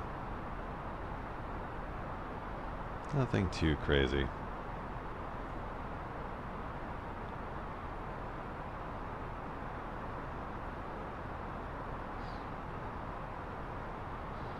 Oh, and we're actually going to cross the United States-Canada border somewhere between Elatz and Ebdot. Below 18,000 feet, so we'll go back to QNH, and out of curiosity, let's see. Was not far off. Well, I did lose all of my... Oh, because I shut down Spadnex. Hold on. Like, why did I lose all my telemetry on my peripherals here?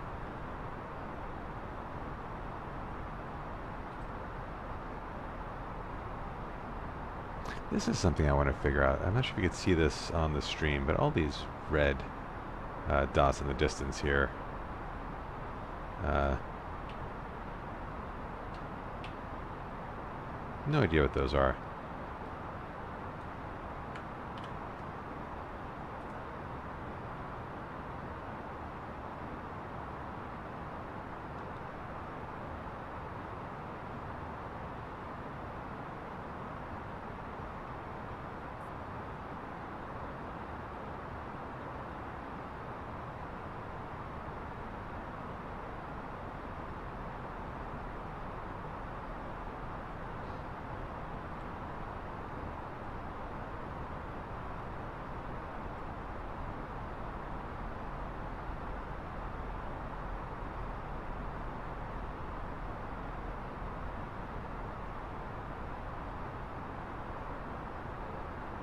Picking up the Montreal VOR now.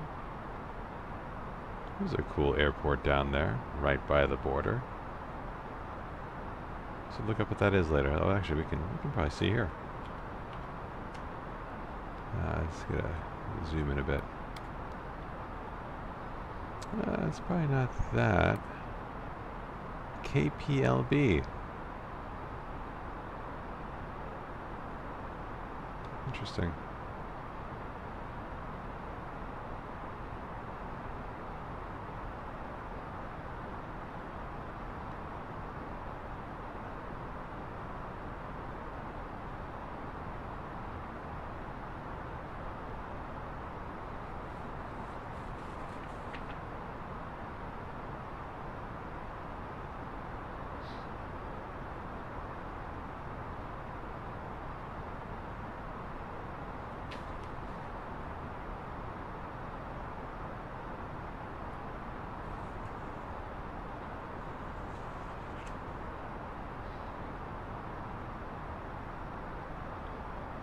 There's more of those red lights out there. It's so strange because I've never seen that flying commercial. Gotta have some relevance for the sim.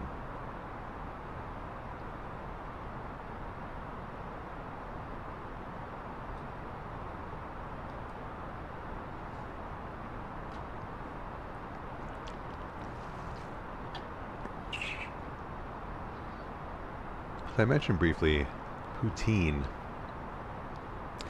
For those on the stream that aren't familiar, poutine is a I think it's a French Canadian delicacy, and you can definitely get it in Montreal. But it's basically French fries with cheese curds and gravy, and it is absolutely delicious.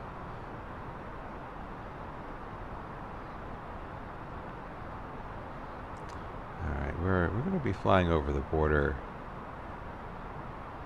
pretty soon. Looks like closer to Ebdot.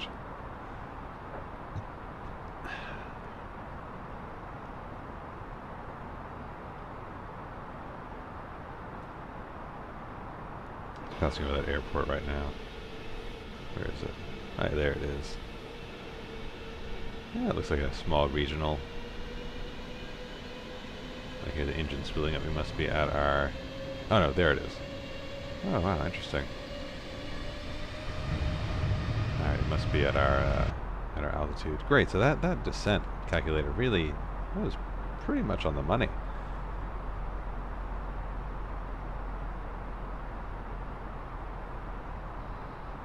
Is it picking up on speed restrictions, or is it maybe just to our altitude?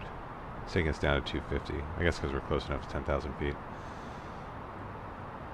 But when we cross LATS at 11,000, then we can go ahead and descend to 9,000 for our intersection with Dunnup. Just to show that here. Yeah, there we are, approaching LATS. This is a nice night vision. Oh, that looks so much better. So we are heading to runway 24 right, so we don't need to worry about the speed restriction just yet, but we'll have to clear below 9,000 feet by the time we get here, so we can kind of do that at our discretion. But we are approaching the border, and I wonder if that east-west light there is kind of signifies it. What are these red areas, man? They twinkle. We'll definitely have to look that up.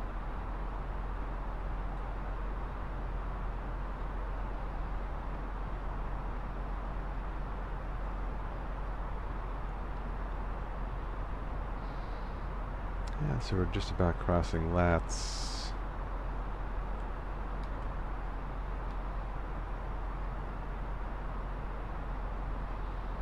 Right in the FBW. In a couple minutes we'll head down to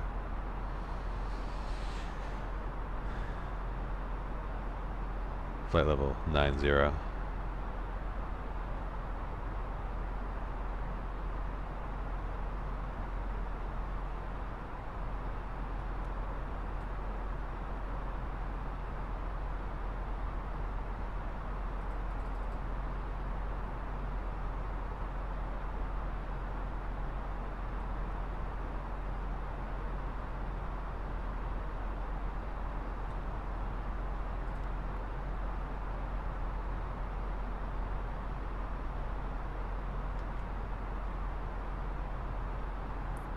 Alright, let's go ahead and get down to 90. Oh, we're still in vertical speed mode. Hold on. We'll do manage altitude here.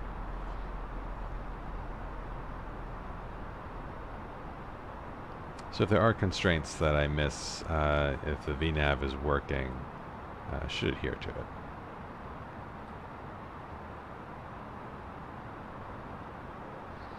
So looking ahead, once we clear Dunnup, we can get ourselves down to 4,000 feet for Sildo. Reduce our speed. We'll get down to 200 knots so we can start configuring flaps. And then yeah, I think pretty much yeah, we can pretty much descend at our discretion all the way through. These are all upper bounded restrictions except for Kurdu, which is bottom bound to 3,000, but that works fine because we're going to want to intercept our ILS at 3,000. So I think as long as we get to 3,000 by the time we make our turn for Lona, then we are in great shape. So let's plan this. Let's cross Dunnup.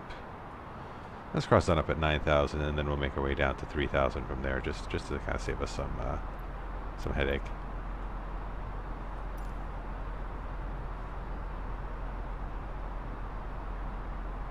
Oh yeah, that is definitely Montreal Metro. I hope we get to see some of the buildings on the way in. That'd be really sweet. All the more reason to get down to 3,000 as soon as we can.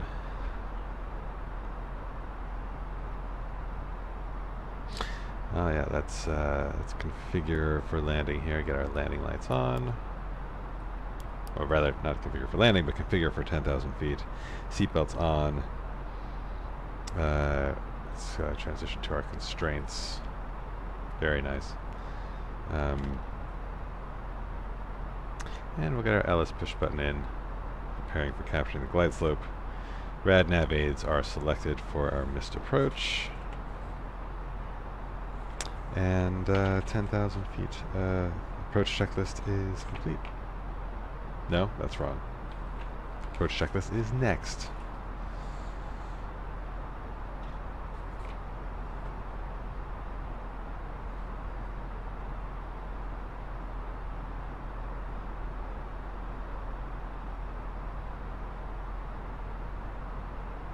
Alright, so with the flight plan is sequencing automatically. Approach phase, we're not quite ready to activate that. Manage speed is check. Speed brakes as required. We don't really need the speed brakes right now. Radar's fine. So let's see. Yeah, I don't think we're quite ready to do the approach checklist just yet. We'll just continue our flight here at flight level 9,000 for a few more minutes once we pass Dunlop.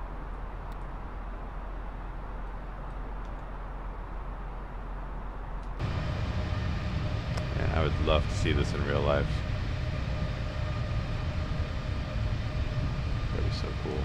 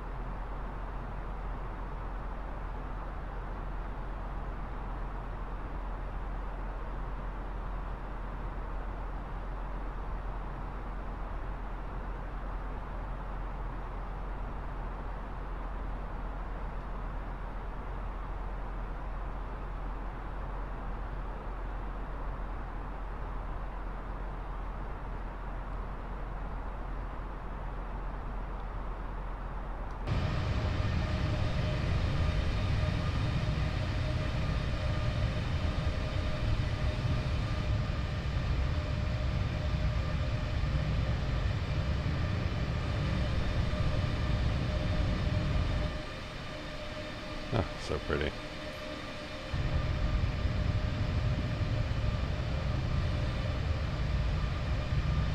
Yeah, so we're going to get a bit of a Montreal Metro flyover, which will be nice. Alright, so we're about to cross Dunlop. So let's go ahead and get down to 3,000.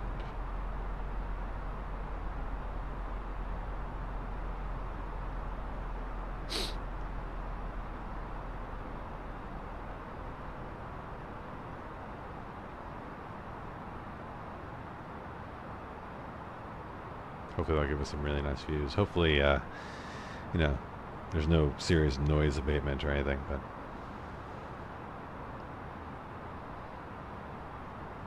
I can't even tell you where the city is from here.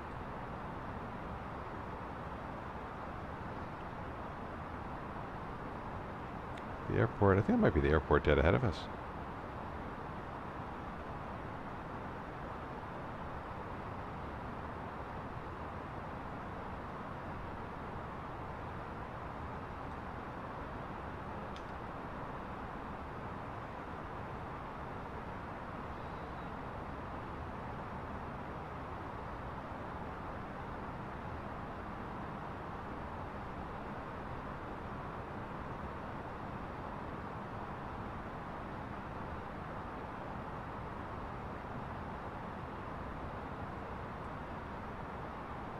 Yeah, there is the airport.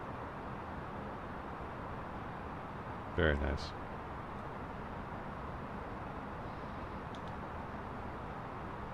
Oh, and that must be downtown right there. Oh, look at that. That is awesome. We'll get a nice flyby. Hopefully we get low enough to really... Oh, yeah. That's awesome. Seriously, night flying in this game is absolutely stunning.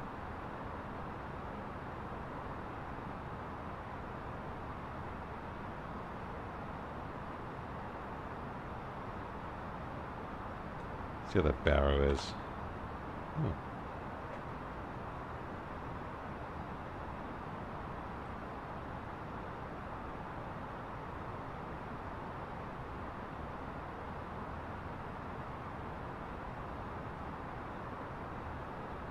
Absolutely lovely.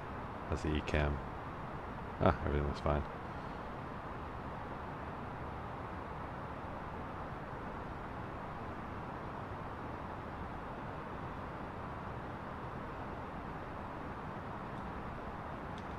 Okay, so we just passed, oh, we gotta start slowing down. Oh, I got so caught up in, this whole experience here. So let's get down to 200 knots.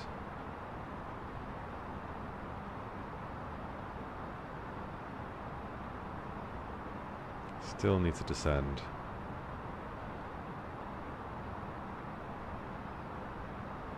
I might need to apply some speed brake. Oh, I completely lost control of this approach. Shit.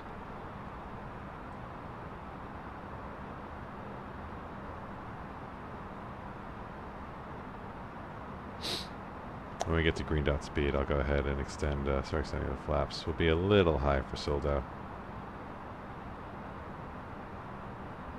but we should be fine by the initial approach fix. Green dot. Speed check, flaps 1.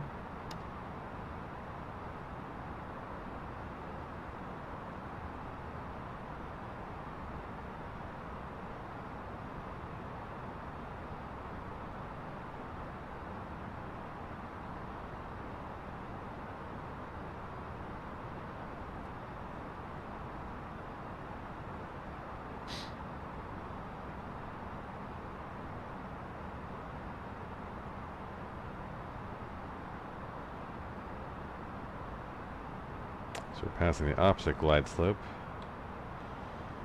We'll start our turn for the intercept at Purdue. And at this point, yeah,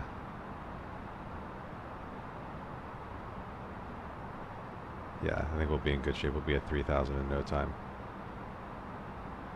But now I'm going to focus on the approach. So I'm going to go ahead and, well, I'll just wait till I'm at 3,000.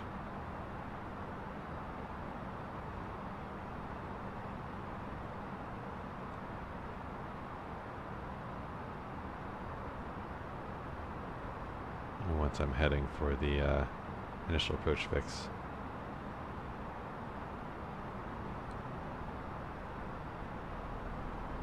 I should automatically go into the approach phase then. So let's see if that happens. We'll have plenty of time to fully configure from there.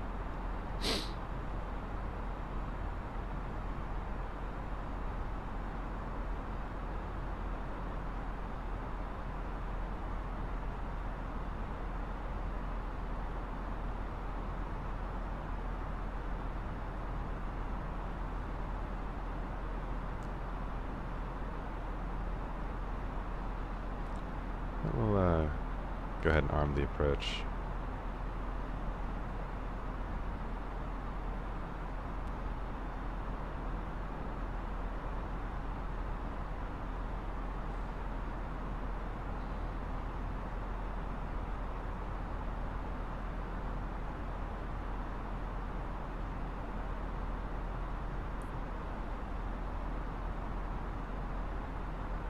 Here we go, let's see.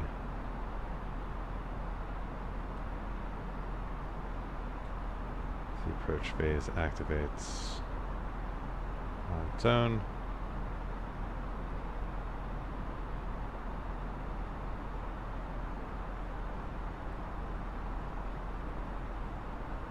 A look star.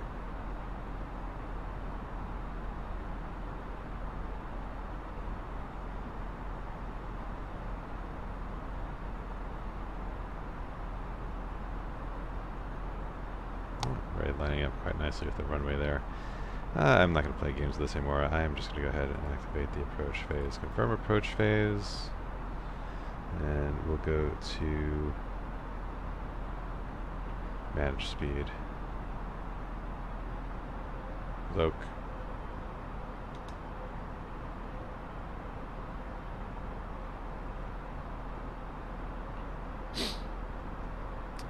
We have speed check, flaps 2.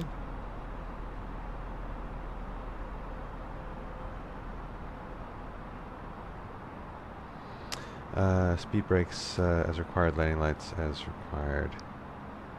Go ahead, ground spoilers, arm, auto brake confirm. About to intercept the glide slope. Glide slope star.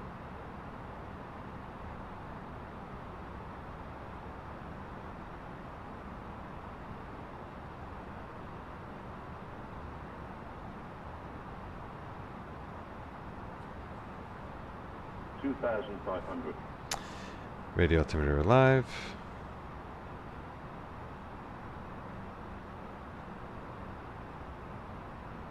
Gear down. F-speed check. Flaps 3.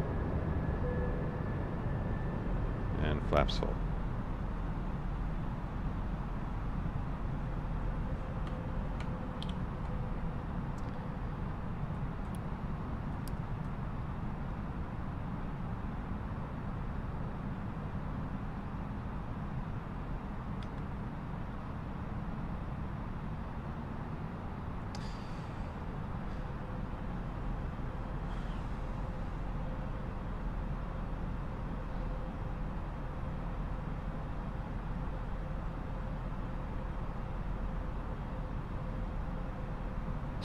Slight crosswind.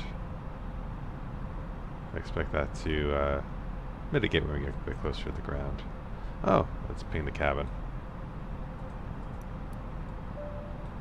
Flight attendants, please prepare for landing. I definitely need to practice these checklists. It's just there's so much that goes on. It's a bit nerve-wracking. Like autopilot 2, as an operative, we should throw that on.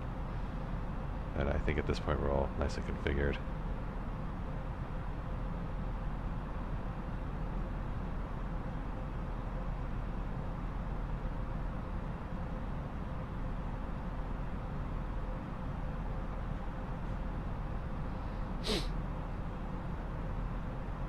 I think at 1,000 feet, just for fun, I will take over hand flying. I kind of have a visual reference here for staying on the glide slope.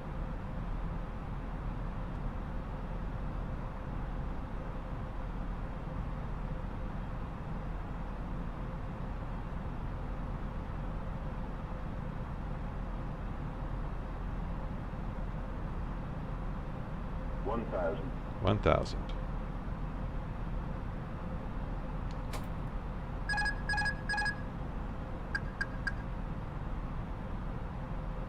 Small adjustments.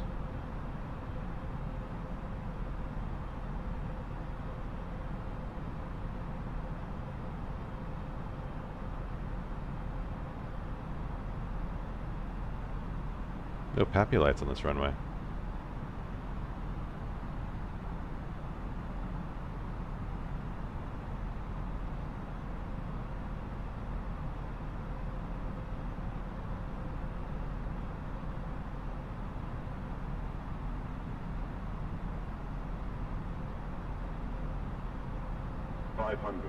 Five hundred. Approach stable. Continue.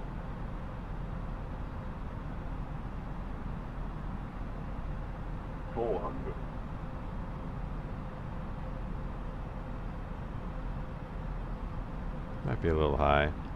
300. 100 above.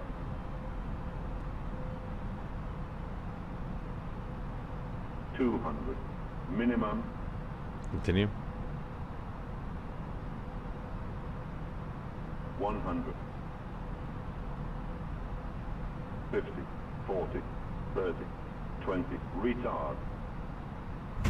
Retard. A little off center line. I think it was a little hard. We'll see what the meter says. But anyway, decel.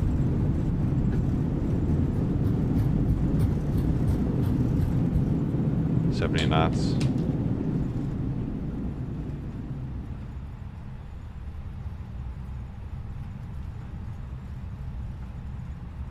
Looking for that exit there. Must be further up the runway there. We're looking for Bravo 2.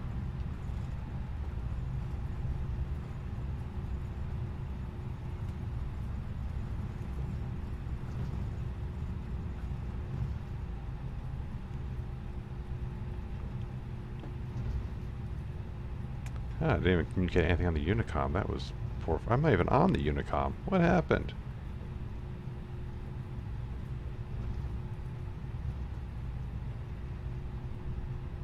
Oh, right, because I lost my, well, we'll just give the call and see. Montreal traffic, United 9084, clear of runway 24 right. No one's listening. It's fine. But let's see. How hard was that landing? I guess it wasn't too bad. 156 feet per minute. All right. Well, let's run our after landing checklist here. So ground spoilers disarm. Landing lights retract.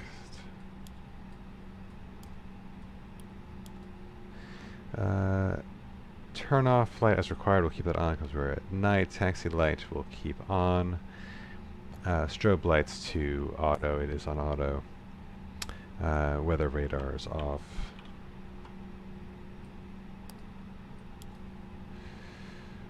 Instrument selection normal. Flaps retract. Bring the flaps back up. Transponder TCAS auto and standby. APU, go ahead and get that started.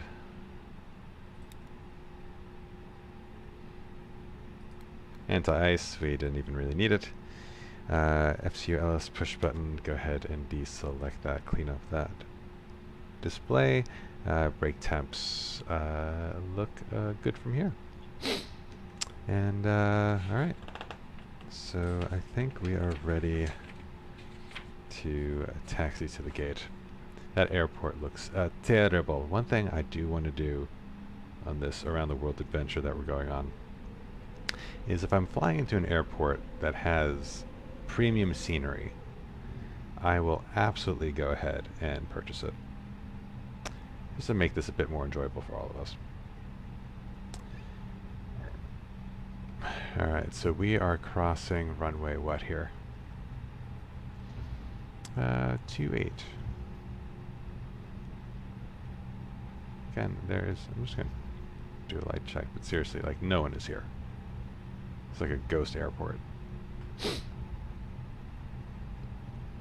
I need to figure out where, like, Flight Sim actually wants me to park.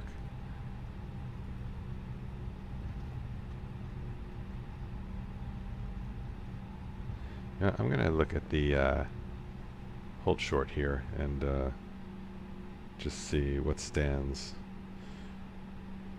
So we just came off of Foxtrot here, and directly ahead of me is stand 63, and it looks like it has a jet bridge, so let's just go straight ahead and see if we can park there. And we'll go through our shutdown checklists, because that was, for all intents and purposes, not an awful flight. Alright, we'll just get on this center line here. Wow, the scenery is terrible. Oh my god, if I followed this line I would just hit the building. Alright, let's not get too far. That's probably fine. Hopefully that can reach us. We're on the center line. Kind of. Alright. So we're at the gate. Let's do our parking checklist.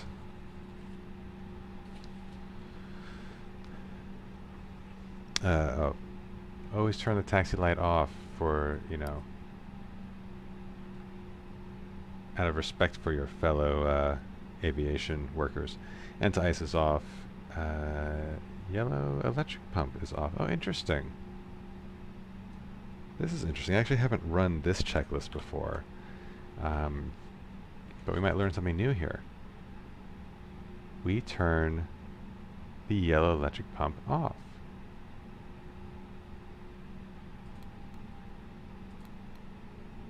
Oh. That's so strange.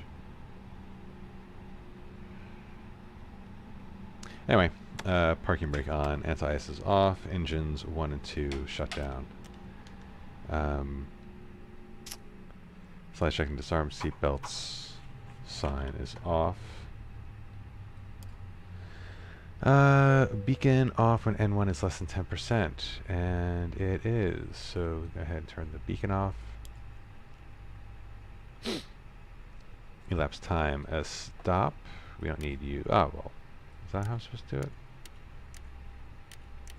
There is an in-between switch there, which I should have set, but that's fine. We just reset the whole thing. Transponder standby, code 2000.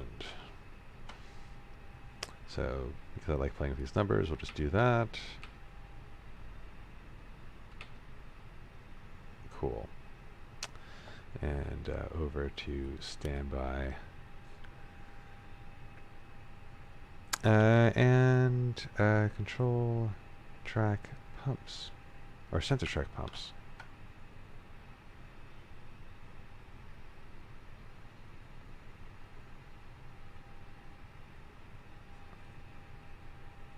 Yeah, just turn those off. IRS performance, you kind of check status. Oh yeah, let's check our fuel. How do we do on fuel? 3,000 kilograms left. That is so much fuel left. So much fuel. I think this is already reset for the next flight, so that is fine. But anyway, yeah, we may need to adjust the performance settings on our OFP for fuel, because I think the sim plane is actually burning fuel a lot slower than SimBrief thinks we are. We don't need the APU bleed. We'll get the external power on in a second, but I am going to look.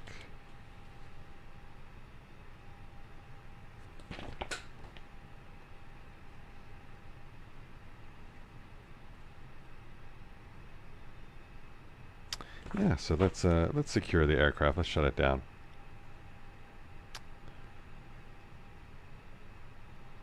EFB.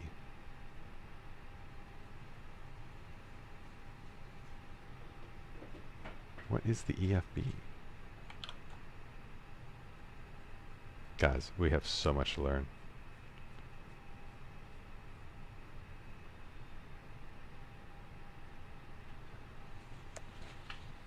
Can't believe this. I'm sitting at the stand. I'm about to Google what EFB is.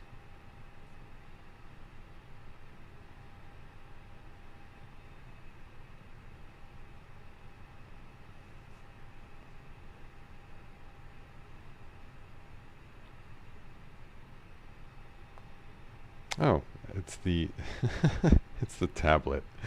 Oh my goodness. So yeah, fine. All right, let's turn the tablet off. That's fun. That's a fun little feature. I'll shut off all the fuel pumps. Boop, boop, boop, boop. Got a light on just so we can see better what we're doing. Aiders, we're turning off. We'll do it in reverse. We'll do 3, 2, and 1. Oxygen off. APU bleed is off. Emergency exit light is off. Parking brake is on. No smoking light is off. APU and battery off. And is that really it? Is this kind of where we were when we started this journey together? I think so. I think probably the last things I'll do is dim the lights.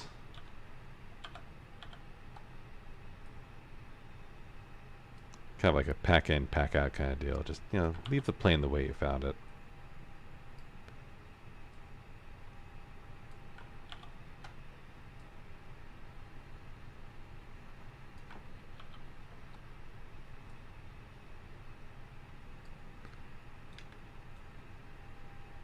Look, so we flew the whole way here with the cockpit door unlocked. That's fun. That's safe.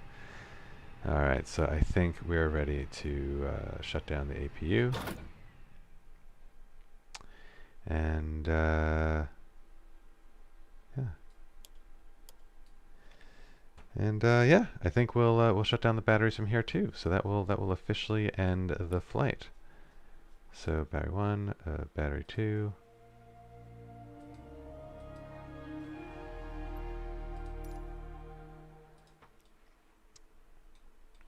And I think we left some of the external light switches on, but we'll just turn this off now. But anyway, let's get one final view of our lovely United plane here in sweet Montreal.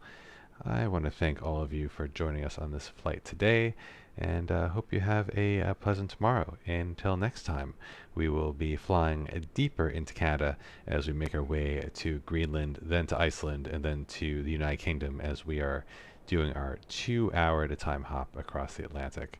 So looking forward to those future flights, and hopefully fly with you again soon. Thanks so much.